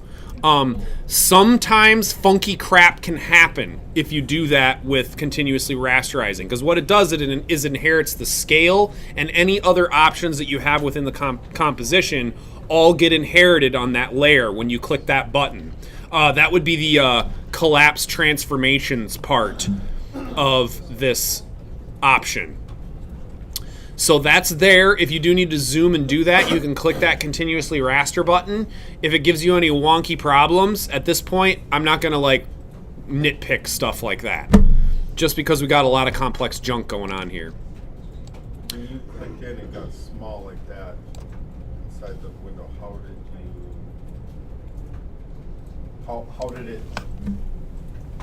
How did it do that? Because I scaled it down. So I scaled it down inside the composition, and then I made the composition height and width square so that I could move this arm in any direction, and it would all go right from dead center. Does that make sense? Okay, cool. All right, so now we have an arm, and we can do all kinds of cool stuff with our arms. So let's take our arms and bring them in and stick them on a robot. So right now you can see I got arm 1, and I'm just going to use the move tool and move this arm kind of into position where I want it. I'm trying to figure out where best to put this. I think I'm going to go like right here-ish. And I'm going to then duplicate that arm, and we're going to use that scale flip trick to flip it 180 degrees so that if we animate the one arm, both arms will do the same thing. So I'm going to hit S for scale. I'm going to unchain link it, and I think this time it's going to be the first parameter. Yep. So it's the X parameter, not the Y parameter, and I just set it to negative 64 so that they both match, and my arm flips. And then I'm going to relink and kind of position it close to where the other one would be on the other side. So now if I go into my arm and I change anything, like if I rotate the shoulder like this, and say I rotate the elbow like this, and say I rotate the fingers like this and like this, you can see that it indeed does the same thing on my robot. Raise the roof, yo! Yeah. Sweet! Right? It's pretty cool, actually. All right, so we got our wheels, we got our arms, we got our head, we got our eyeballs, we got all the stuff we need to start like really working with this character and doing cool stuff. What's up? If they don't want them to move at the same time, you tell them about how to rename it. Because if you use the same like layer underneath, like the same arm, is you can name it left. Have a left or right. Yeah. So let's say you want to do your arms individually, right?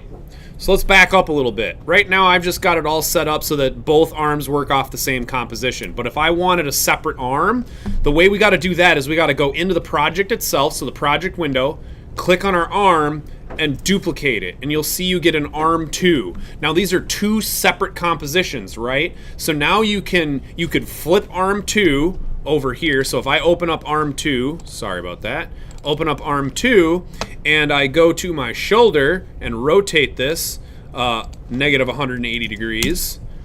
Now I can take arm 2 and put it on my robot and make sure that the scales and stuff all match. So I need to make sure that these 2 scales are the same. They're at 64, so I'm going to set this to 64, and now they both match. And then move this into position, kind of in the same location as the other arm. I'm just eyeballing this. Now I can animate each arm individually, and I can make them do their own thing. So if I want them to say like go like this on this side, I could do that. If I wanted one arm to pick up a beer and the other arm to flick you off, I could do that. Whatever I want to do now. It gives you some freedom, right? Play with that as you guys work on your stuff for next week and just see if you can make it work. If not, it's not the end of the world. Is everybody good? Ready for more? Definitely. All right, so cool. So we got our little robot. He has arms, eyes. He's ready to animate. We're ready to make shots. So I think now we got to get to the point where we like build our backgrounds, right? We got to build the background, our city background. We got to make our trash can. So we got our trash can, and we got to make the arm for our truck. And since we've already constructed an arm, we know how that works. So we need to start creating the rest of these elements and putting full-on shots together. I think the first thing we should do is we should actually create our background. So let's go ahead and create another composition. So a new composition, and let's call this city background. And this should be 1920 by 1080. It should match our previous scene. So I'm using the preset HDTV 1080 24, 1920 by 1080 at 24 frames per second, and this is 5 seconds long. And we're kind of like creating an alleyway, right? I mean, that's kind of what we're doing. You would think this is going to be in an alley, so we need some like building-looking shapes, maybe some windows or some brick or something like that to put in the background. Doesn't seem like the most convenient place for a robot to fall in love, though. Right, well, sometimes love happens in unexpected places. But like, what about in front of a bank or? Well, we wrote down background city, so that's what we're going to do. Tell his kids, hey, I fell in love with your mother, or whatever it is. An alleyway. I still think it's a good story. How do robots make kids? Fair enough. We're still gonna make the background a city. So we need a couple things, right? We need a ground. We need like some kind of wall to make it look like he's in a city. So I think the first thing that we should do is we should go back to a browser and we should reference, right? Just like we did with our robot eye. So let's go to Google again and do an image search. That is scary. Tools, size. I'm setting my size to large. I suppose it doesn't really matter for reference. And I'm gonna type in alleyway. One word, I guess. All right, alleyway. Here we go. We got some alleyways to look at for reference. Oh, I love this one right here. This is good. We got like garage doors and like little shapes and stuff. That one's looking pretty good. Oops. Let's look at a few other ones. This one's kind of fun. It's got a bunch of like pipes and windows and crap. This one has trash cans. Some of them got trash cans in them. All right, so who's watched Archer? Which Archer? Like animation? The Archer. The only one that matters. So let's look at the animation style of Archer real quick. Archer is kind of cool because they do this kind of like thick cell animation style characters, but with like realistic backgrounds, right? Where they take, assets like real photos and stuff like that and use that to kind of texture out their backgrounds and create their backgrounds. Let me see if I can find a really good instance of said style. Here, this is kind of a good shot of Archer. You can see that like the door has like a real wood texture on it, and the painting is like a real painting put in the background. But Archer is this very clean, non-gradiated cell animation style, right? So let's kind of like attack it that way. So maybe we can go to Google and type in alleyway wall, perhaps. Make our job a little easier. And what do you know? We've got an alleyway wall with some crap on it that would be amazing to use because it's got a trash can in it already. Let's see if we can... yeah, I really don't want to work on deleting watermarks right now. Don't teach that. Past the watermarks? Oh, you can. Let's find. Okay, this is great. This one works right here. Alleyway wall. It's got this nice textured brick wall on it. It's kind of got a ground plane on it too that we could probably enhance a little bit. I like that one. So if you guys type in alleyway wall in Google Images with large set to the size. So to get to that, I clicked on the tools button over on the right hand side, and where it says large, I clicked.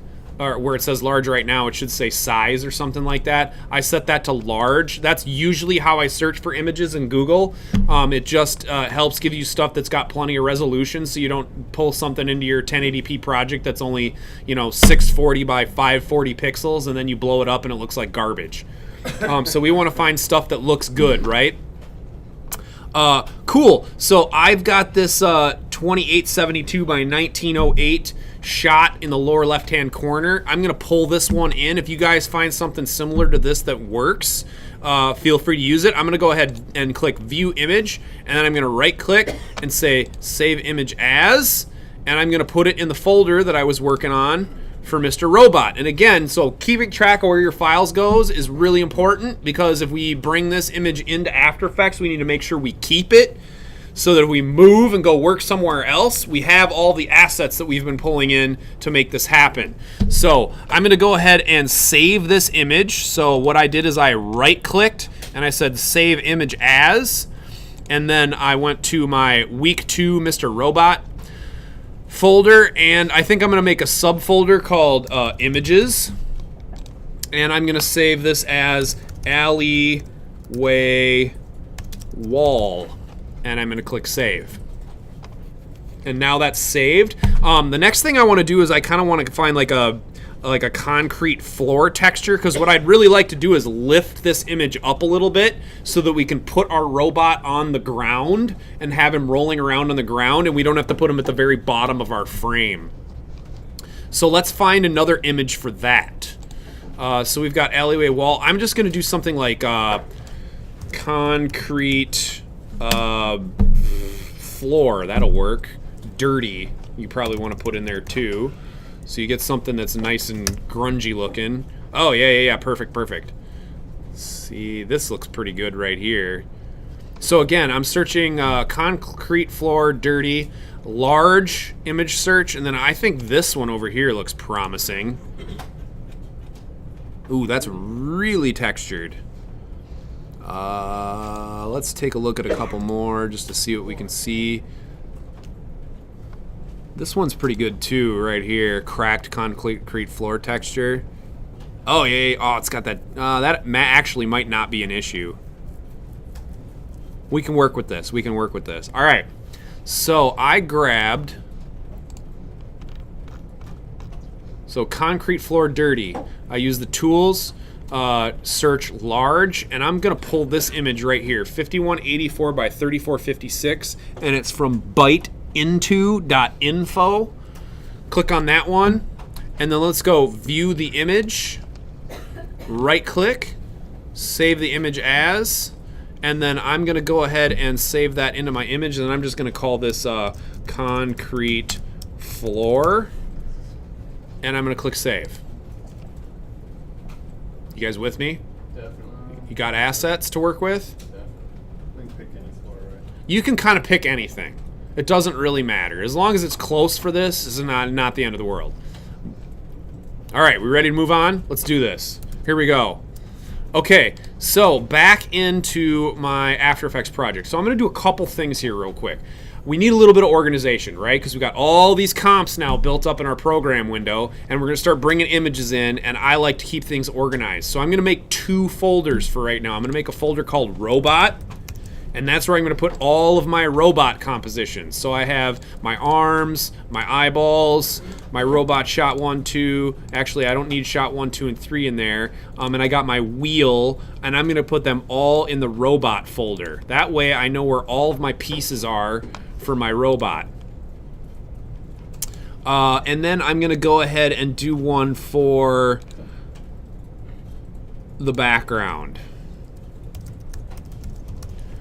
And I'm going to put my city background comp in there. And I'm also going to import my images and put them in that background folder. So to do that, you can click on a folder that you want to import files into. So highlight it and then do a Command I or right click, import. Oh, that doesn't really work. So Command I. Command I for import. I'm going to go into images and I'm going to grab my alleyway wall and my concrete floor. And I'm going to open them up and you can see that they get dumped right there into the background. All right, and this is looking pretty good. The other thing that I like to do when I'm working in After Effects is I like my main comp to be at the top of my stack. And one of the ways that I do that is I kind of cheat. And so when I name my composition, what I'll do is I got my main comp selected, I hit return just like how we rename layers, and then I add a couple of asterisks to the front and it pops it right to the top of my stack. That way it's easy to find. I know how to get right to my main comp and I don't have to do any messing around to find it. You can also do the same thing with your 3 shots, right? So I got shot 1, 2, and 3. They don't really have anything in them yet. If I hit return and I put 1 asterisk at the front of each of those, I can make all of these things kind of appear in order at the top of my program window, or project window, sorry.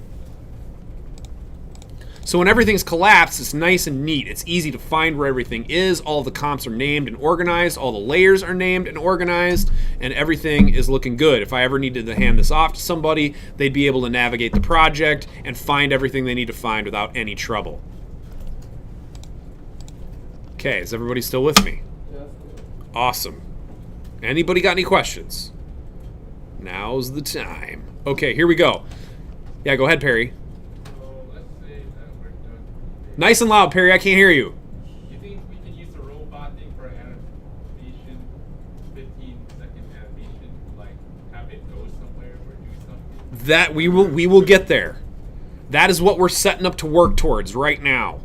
Right? But we got to build our background and we got to build our trash can at least so we can get here and here. We know enough to build the arm, right? We just built arms, so if you needed to build another one, you could totally do it. Well, let's concentrate on getting through these two if we can. All right, here we go. So let's put together our background. So, all right, we've got the two images. We've got the alleyway wall, and we've got the concrete floor. So let's go ahead, and I think what I'm going to do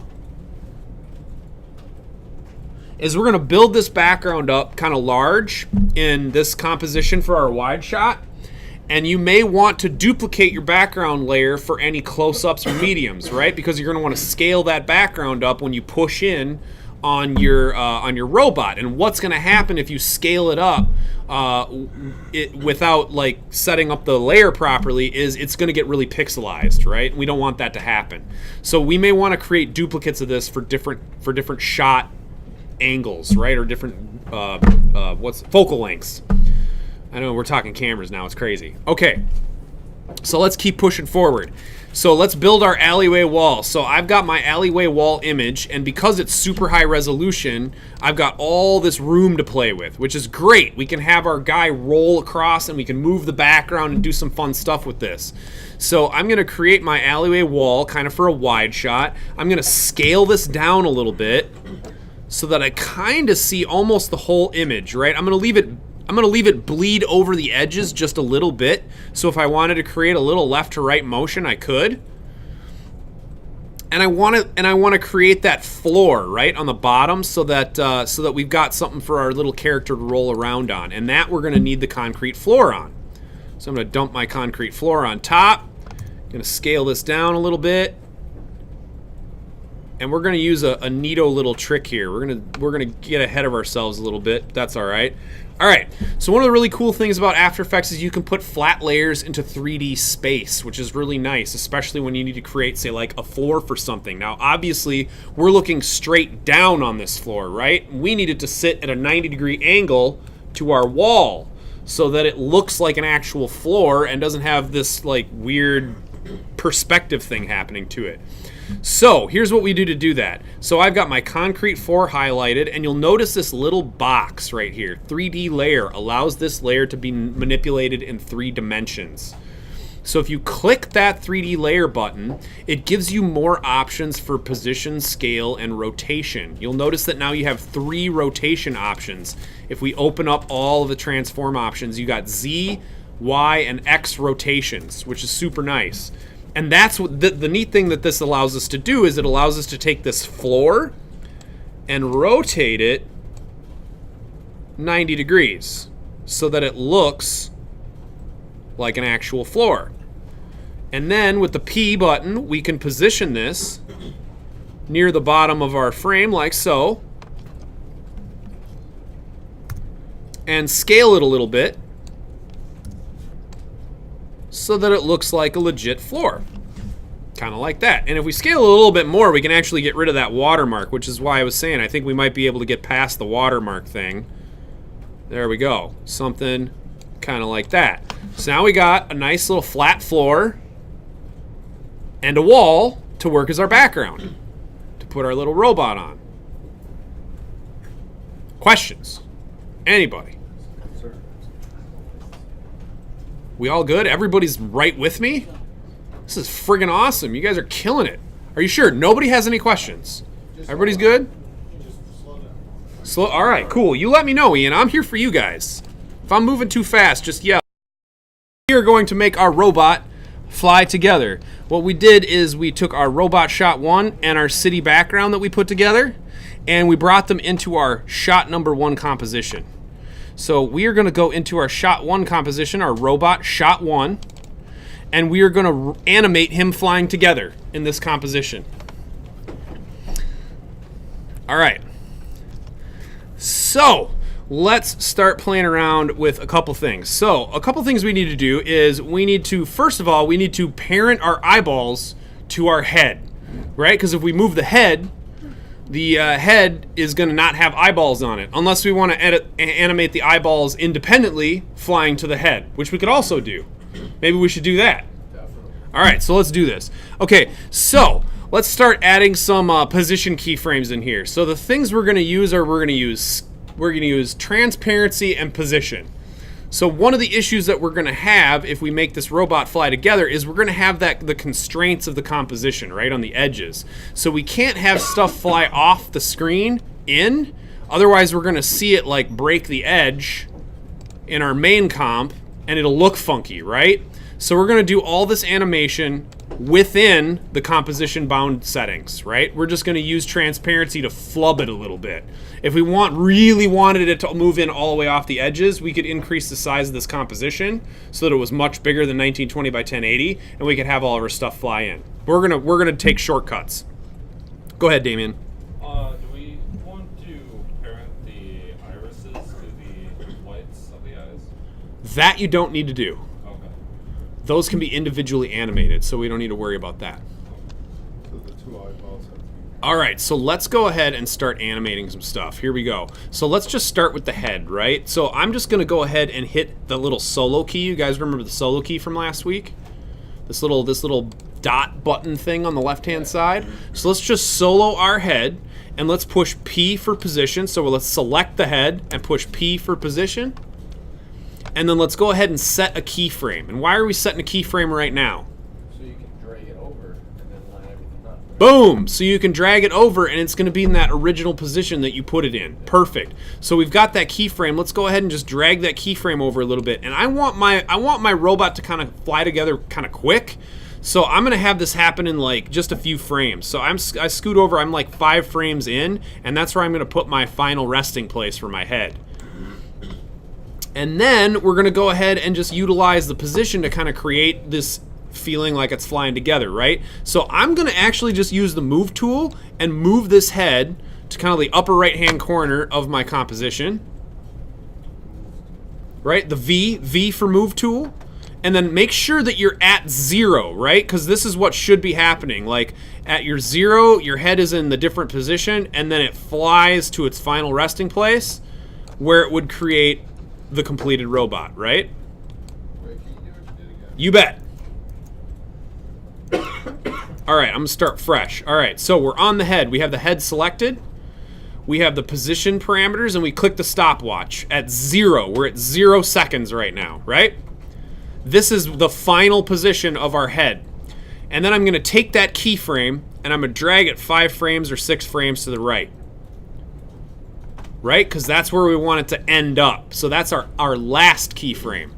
And then I'm using V, the move tool, and I'm just clicking and dragging this head into a different position inside the composition. Everybody good? Definitely. And you should get something like this, right? It should fly from one place to the next. All right, did everybody get these 2 little blue dots on their line? Yeah. Yes.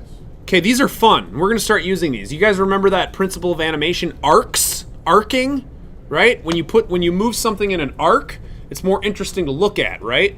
So instead of this moving in a straight line, we're gonna have this move in an arc. So these 2 little dots are handles to control the arc, or the, I guess, the trajectory of your position move, right? So now when I move this, it flies in an arc instead of a straight line. And we didn't really have to do any keyframing to make that happen. See how I did that? So when I started, my handles look like this, right? Yeah, go ahead, Luke. If you adjust the arcs on a key, where there isn't a keyframe, will it create a keyframe? You can't have those arcs without 2 keyframes. You got to have a beginning keyframe and a parameter move. But say you were to put it in the middle, where there's no keyframe, and you move the arc. Right. Would a keyframe be created? No. Okay. Nope, the arcs just control the position or the trajectory of that shape between those two keyframes. Does that make sense? Go ahead, David. Before you typically animate, like I know we have a copy robot too. Do you usually make like a copy of like your folders so that if you want to start over, like all the like everything goes back to where it was originally? Do you ever do that? Like have like archives thing before you start animating? That's not a bad idea. Okay. I don't do a lot of that, Okay. but it's not a bad idea at all. Okay. Like another thing that we could, okay, so here's another, I'm going to pause this for a second because this is going to be a little, let's continue animating. So we've got our head, it's moving in and hitting its position, and we learned about how to use these little handles to create arcs on our position animations. So now the head is arcing in, right? Let's do a little more. Let's hit our T for opacity, and let's create an opacity animation as well, so we can have our little parts come in and hit where we want them to hit. So I'm gonna go ahead and click the stopwatch to create a keyframe, and then I'm gonna push U. Do you guys remember U from last week? U shows you all the parameters with keyframes on them, which is really handy. So I want to see both the position and the opacity at the same time. I could hit P, Shift T to show me both of those parameters, or just push U if there's keyframes on them to see both of them. All right, here we go, moving forward. So I clicked and I created an opacity at 0 of 100%. And we're going to do the same thing we did before with position. I'm just going to take that keyframe and scoot it over a little bit, and I'm going to split the distance, and split the difference. This is why I wanted to see the position keyframes basically in relative to the opacity keyframes, so I could see kind of how they're overlapping with each other, right? It's important. Like if I put my transparency animation way the heck over here, it's going to look funky, right? I need it to happen at the right time. So I'm going to kind of split that. So I'm putting that 100% opacity keyframe halfway between the position keyframes that I have. And then I'm going to set the opacity to 0 at 0 seconds. And this is what I end up getting. Right? So it becomes opaque as it flies in. Right? Does that work? What trick did we use last week to make things look a little more interesting? Ease in and ease out. So let's do that real quick. So let's just do this on position, because on opacity it really doesn't make too big of a difference. So I'm going to right click on my second keyframe, keyframe assistant, and it's ease in. And why is it ease in? Do you guys remember that from last week? It's coming in. Because the current time indicator is moving in to that keyframe, right? It's moving towards it. All right, so ease in, and that will help this animation look a little more interesting. Yeah, perfect. Now we got it moving on a curve. We got transparency. What else might we do to this to make it look interesting? That's a good call. I'm specifically looking for a parameter that we can animate. Scale, right? Scale, that could work. Yep. I'm thinking rotation. Like, I want this thing to look like it's like flipping in, right? So I'm going to go ahead and add R for rotation. So clicking on my head, I'm going to hold Shift and click R, and that's going to add rotation to the parameter stack that I have right now. I'm going to go back to 0, right? And I'm going to click the stopwatch to create a 0 rotation keyframe. And then I'm going to move the current time indicator to my position keyframe where it finishes. And where the rotation is, I'm just going to have it do one full rotation. So I'm not clicking in degrees. I'm just going to add one full rotation. And here's what we end up with. It's kind of interesting. That's cool. Yeah, and now we can add motion blur. That's a good call. So on the head, let's make sure you click toggle switches modes if you need to see the motion blur switch. So we click the little motion blur switch, and then we also need to click the enable motion blur for all layers with motion blur switch in the composition itself. So this guy right here. So we need this one clicked, and we need this one clicked. And if we play this back, we get this nice little, ooh yeah, swirly, interesting little robot head animation. All right, now we need to move on to the next parts, right? Okay, so let's move on to the next one. I'm going to unsolo this so I can see all my pieces. And we're going to keep on trucking here. I think we should do the eyeballs next. So let's, so one of the other principles of animation is called overlapping, right? So when you, or overlapping action is what it's called. So overlapping action would be like any action that overlaps, right? So like, let's say you're running, or your character's running down the street, right? Well, let's say your character's wearing a big floppy hat. Well, your character's gonna run. When your character moves up, it's gonna take a second for the hat to move with him, right? Because for every action, there's an equal and opposite reaction. It's kind of like how we were talking about the Jell-O last week with squash and stretch. Like you put that big motion in, and then there continues to be motion afterwards. Well, when your body moves up, your clothing follows, right? So like think about you're like wearing a big cape. You jump up in the air and then come down, but it takes a second for the cape to catch up. That's overlapping action. So what we're going to do here is we're going to overlap some keyframes to create overlapping action. So actions that kind of like start as another action is finishing, right? So there's a little bit of overlap there. So let's do that with our eyeballs, right? So I'm going to just go back a couple keyframes, kind of where that split the distance again, or split the difference. I'm going to go in between the position and the opacity, or the position and the rotation keyframes that I set up for the head, and this is where we're going to start the eyeball animations. So let's click on our eyeballs. I'm going to click on just one of them, and maybe we'll have them move in from opposite sides or something like that. So I click on eyeball animation 1. I'm going to hit P for position again, and we're going to set the keyframe so that we get the final position of our eyeball. And then we're going to do what, Luke? Move it over. We're going to move it over a little bit. So I'm going to scoot it over just past where the head stops, and then I'm going to find a nice position for it to fly in from.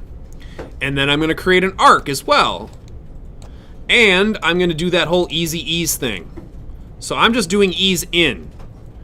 And then we also need to do transparency. So this again, this is like basically repeating what we did with the head. We're just doing it a little different, right? So let's go ahead and rock through this. So I got my position set, T for opacity. I can hit T Shift P to see position and opacity at the same time. And then I'm gonna set my opacity. Kind of do the same thing where I split the keyframes and then set it to 0. And here's what we get for our animation. Then we can do things like do our motion blur, right? So I'll click motion blur for the eye, and now we've got this.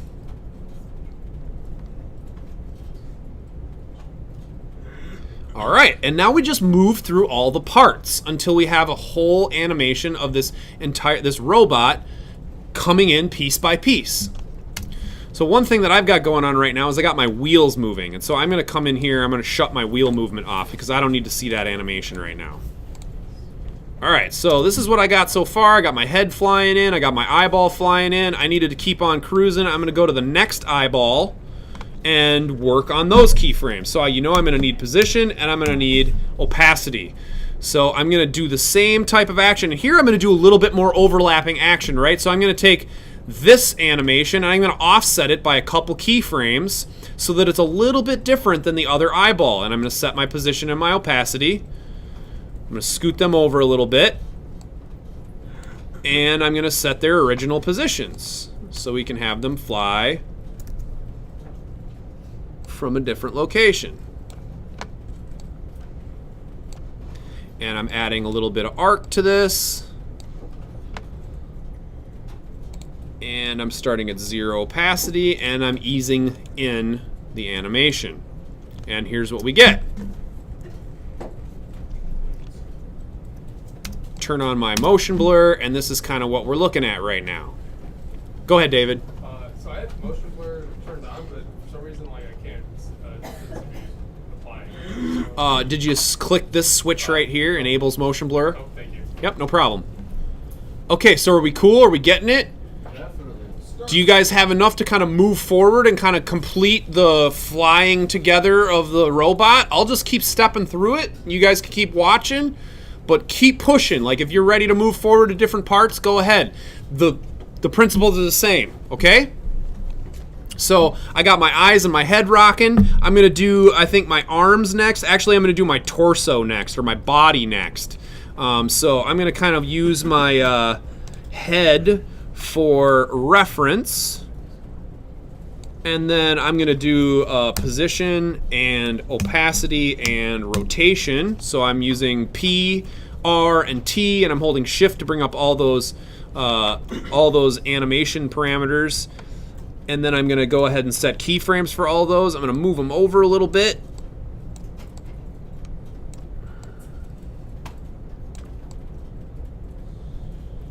And I'm going to set their intros, so I'm moving my opacity down to 0 so that it becomes opaque as it moves in. I'm going to go ahead and get my position set up next.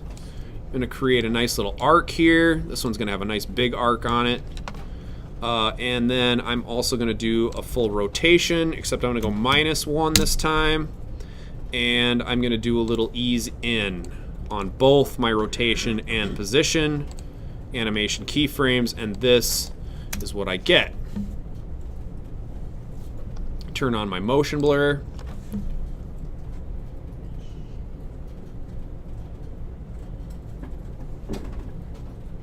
So far, so good. All right, cool, cool. I'm going to keep on trucking here.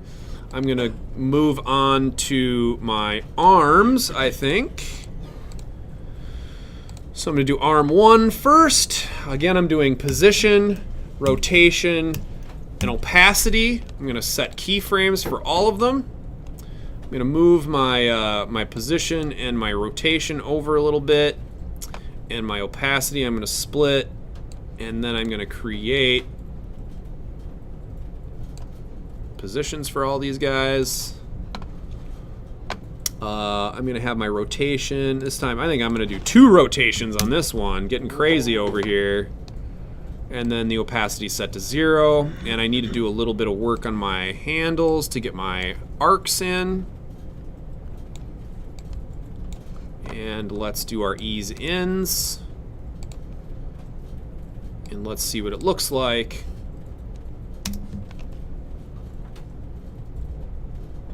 Looking pretty good so far. My wheels automatically move right away when it comes in. Yep, so you have animation set up for your wheels and your wheel comp. So if you just shut that animation off, it won't move anymore. Did you shut it off by just deleting the keyframe? Yep, so what I did is this, right? So I go into the wheel, and then I had my null set up with rotation animation on it. All you need to do is just click the stopwatch. Okay, So yeah. set it to 0, make sure you set it to 0, and then click the stopwatch and it'll delete the keyframes. Okay, so you'd have to redo it later, though. Yep, you have to redo it later, and that's fine because we're going to want to fine tune that animation as we move forward.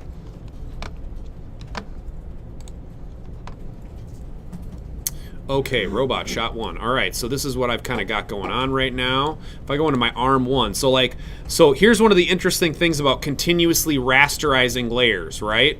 So when you continuously rasterize a layer, you'll notice. Everybody take a peek up here real quick. So remember I pushed this little star key, right, to continuously rasterize my shapes so that I could zoom them in, zoom them out, do whatever I want to do. So one of the things that happens is it takes the motion blur information from the composition itself. So you can't actually turn motion blur on here. You have to do it in the comp, right? So I would want to come in here, turn on motion blur for all of those different pieces. And now, when we go back to the shot, you can see that there's motion blur on the arm, whereas there wasn't any motion blur there before. So it's just one of those things to just keep in mind if you can. So here's what we got so far. Our little robot flying in. Pretty sweet, man. Cool. All right, so moving right along, let's do the next arm. I want to kind of see what I did with my last arm because I'm going to again keep that kind of overlapping animation going. I'm doing position, opacity, and rotation. That's P, Shift T, R to pull up all those parameters. I'm setting all of my initial positions, and then I'm going to scoot these over a little bit. I'm going to split the distance with the opacity, and then I'm going to set my opacity to 0, and I'm going to set my rotation to -2, and I'm going to have this arm fly in from a different position and give it some arc so that it looks interesting. And I'm going to do my ease in, ease out. So ease in, and this is what we've got now. Looking pretty good. I do need to go into my second arm and turn on all my motion blurs so that I get motion blur in my robot shot 1. And here's what we got now. It's looking pretty good.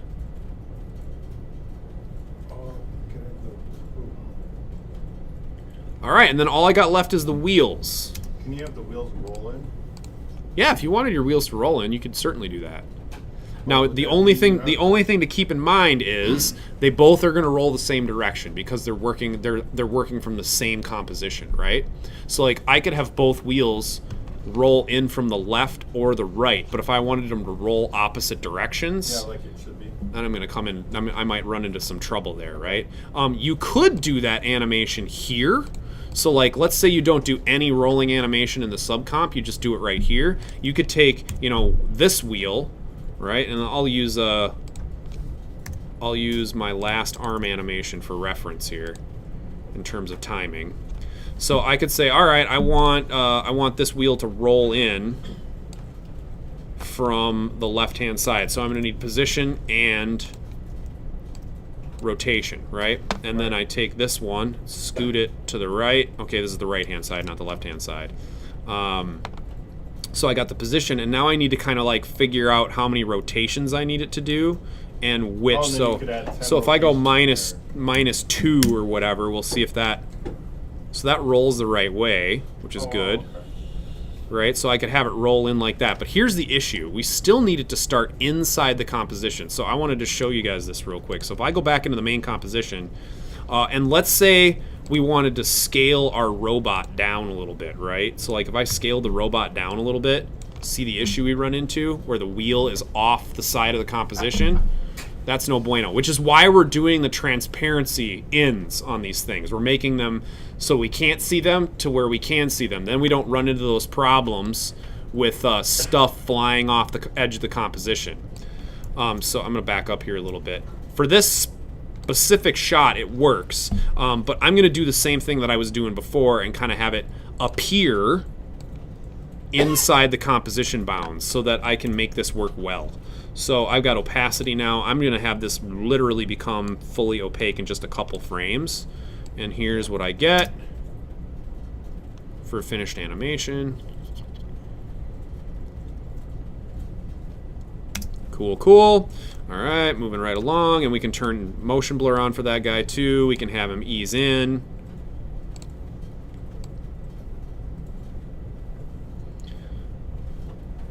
Cool, cool. And then I can do the second wheel. So I'm gonna go to the second wheel, same thing, position, rotation, and opacity. We're gonna set all three. I'm gonna take my position and rotation, I'm gonna scoot them over a little bit. And then we want this wheel to come in from the left, just inside the composition bounds. And I'm gonna have it rotate 2 times. Make sure it's rotating correctly, and it is. Then I'm gonna use my ease in.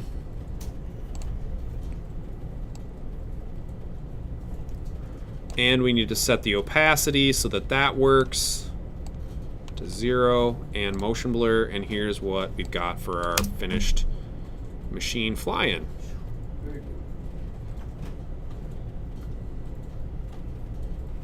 Okay, does anybody need any help with anything? Everybody good?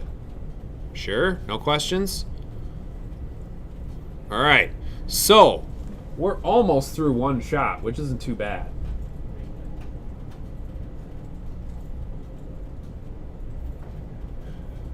Okay, so we need them to roll to the right-hand side of the screen, right?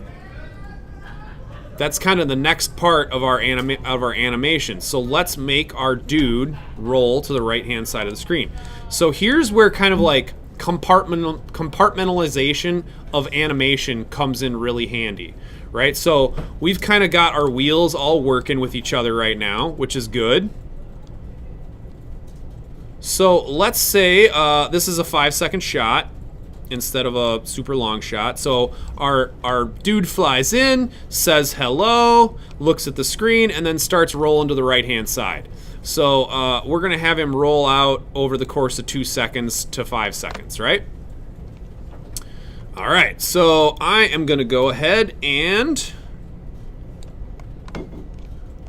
we are going to animate this guy moving to the right-hand side. So I'm going to go into the shot 1 composition. So this is the shot with the full robot. It's got all the previous animation work that we've done on it in the subcomp there. But now I want to get him to roll to the right-hand side. And that's going to happen, what did I say, from 3 seconds to 5 seconds. So I'm going to go ahead and on my whole robot comp. We're not doing this by individual parts anymore. We're kind of compartmentalizing animation. We're doing some animation here and some animation in a different comp to kind of create the whole, right? And it's the same for like the arms and the eyes and all the things that we've built so far.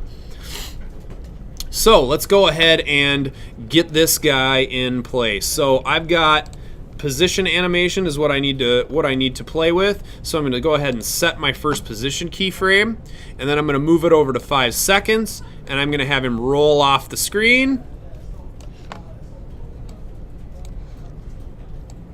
So you can see he rolls, which is great. I'm going to go ahead and right click on that keyframe and do an ease out. And I'm not going to do an ease in on the right-hand side because I just want him to hit that keyframe hard because he's off screen, right? But now we need the wheels to roll, right? So here's a cool trick. Wherever you put the current time indicator on a composition, like my Robot 1 composition, if I go ahead and double-click my Robot 1 shot now, it takes me to the same time on that composition. So if I wanted to animate my wheels, I can animate both my wheels now. Or if I wanted to just animate the one wheel and get all the animation to happen with just the one wheel to apply to both, I can do that here as well. So I double clicked on the wheel and I can use my null object to create my animation. So I click a keyframe for the rotation, and then I'm gonna go over to 5 seconds. I'm gonna have the wheels just do 2 rotations, I think. Let me make sure they're going the right way, which they are. We want them rotating clockwise. And then I'm going to do the same easy ease that I did on the position animation in the final comp. And that was out, not in, by the way. Easy ease out. And now I've got my wheels animating for me. And if I go back to my shot 1, here's what we get for a full 5 seconds.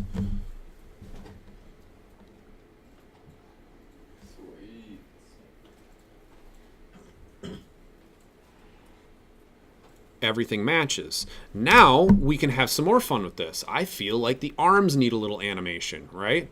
So let's make those arms do a little something. So I go into my robot. Let's go into, I've got 2 individual arms right now. So I'm going to go into arm 1. And let's see. I want to find out where my robot is fully materialized. He's fully materialized at right around 115. I'm going to back this up a little bit at 112, and I'm going to go into my arm animation at 112, and I'm going to have my arms kind of like move around a little bit. Like, let's see if I can make them go like this, like flex, like I'm a strong little robot, right? So let's see. I'm going to do this all in terms of order. So I think one of the things that I'm going to do with my arm is I'm going to create a layer hierarchy that works a little bit better. So I want the shoulder to be on top. Then I want the upper arm, then I want the elbow, then I want the lower arm, then I want the wrist, then I want the fingers. And it all goes right down the chain, right? Everything makes sense. And you can see it makes sense with the parenting too. You've got 1, 2, 3, 4, 5, and 5. Everything's linked properly and everything is in a hierarchical order.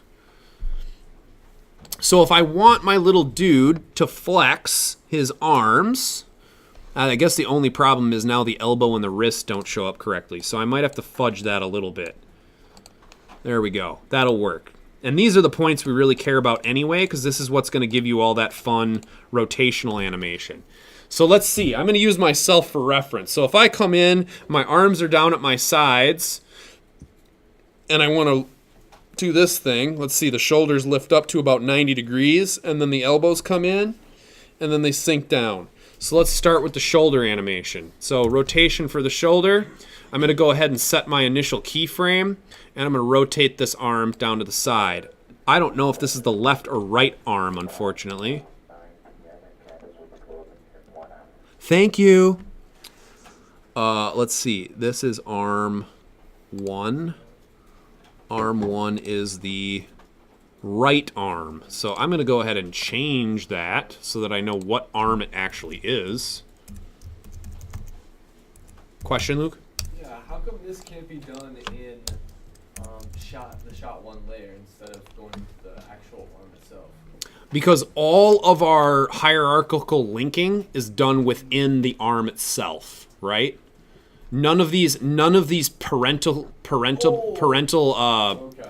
Yeah. relationships are happening in those comps further up the chain. So the arm animation has to happen within the arm. Now, one thing that you could do, and this is super duper complex, and I don't expect you guys to do it, is you could take the rotation datas for all of these different arms, and you could actually link them out to the shot themselves in like a null object, right? So like you could have right arm elbow null, left arm elbow null, and you could link the rotations from the rotation in the subcomp to the rotation in the null, and you could do all the animation within the final shot if you wanted to do it that way. But it's crazy complex to kind of like make all that stuff happen. Okay. So we're going to skip it for now and just work within those subcomps. Go ahead, Dallas. What time are you starting out for this animation?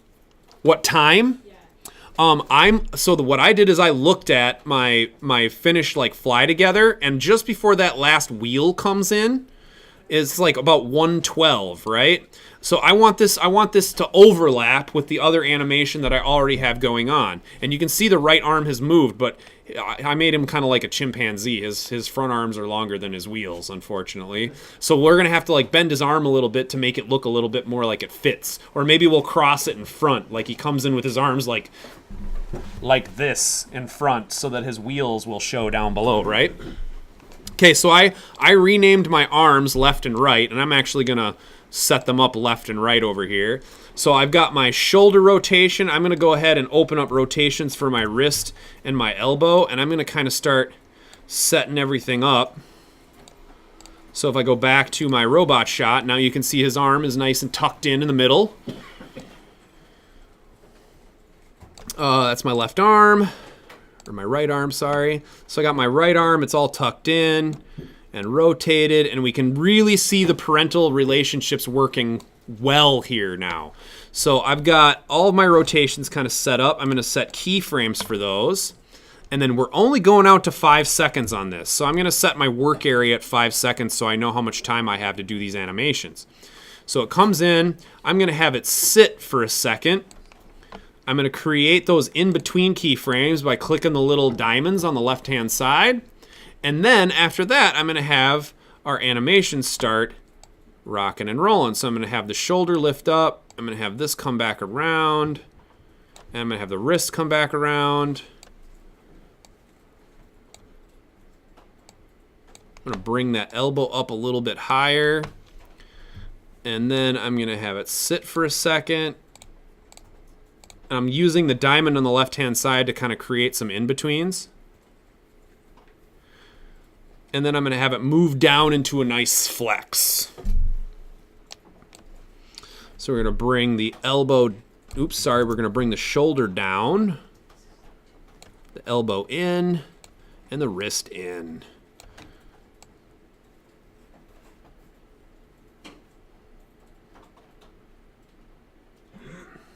Actually, I have some ideas here. I'm going to fix this up a little bit so it rotates up. When it gets here, I'm going to actually have this go like straight up in the air. I think that'll look a little bit better. So something like that, and then it pulls into the flex. Right, right.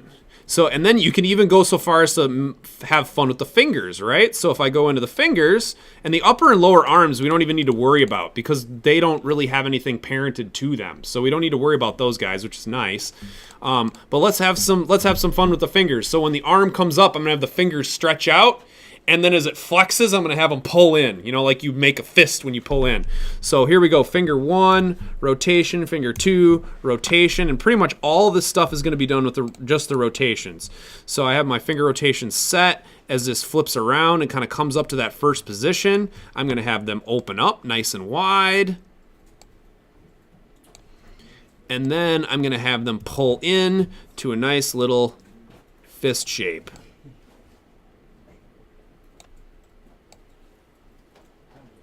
What in the hell happened? Okay, I think that's right.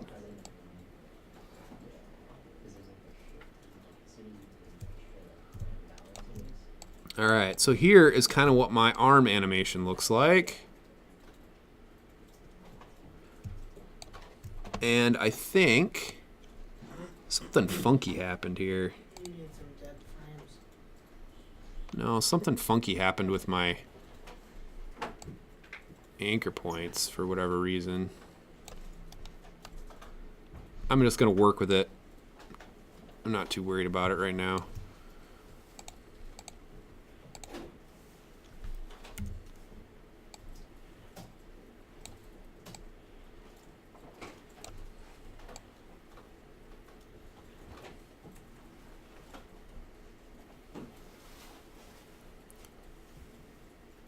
Cool, so if I go back and I look at my robot, here's what happens with my robot. Flies in, and then up and flicks, and then he rolls off the screen.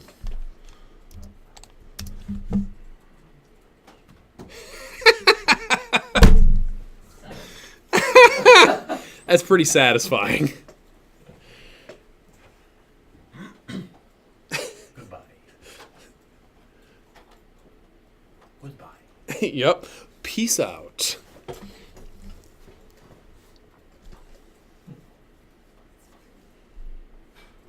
All right, so you guys are seeing potential, right? Like big time potential. We're really stepping it up from last week. Last week was just moving crap around on the screen.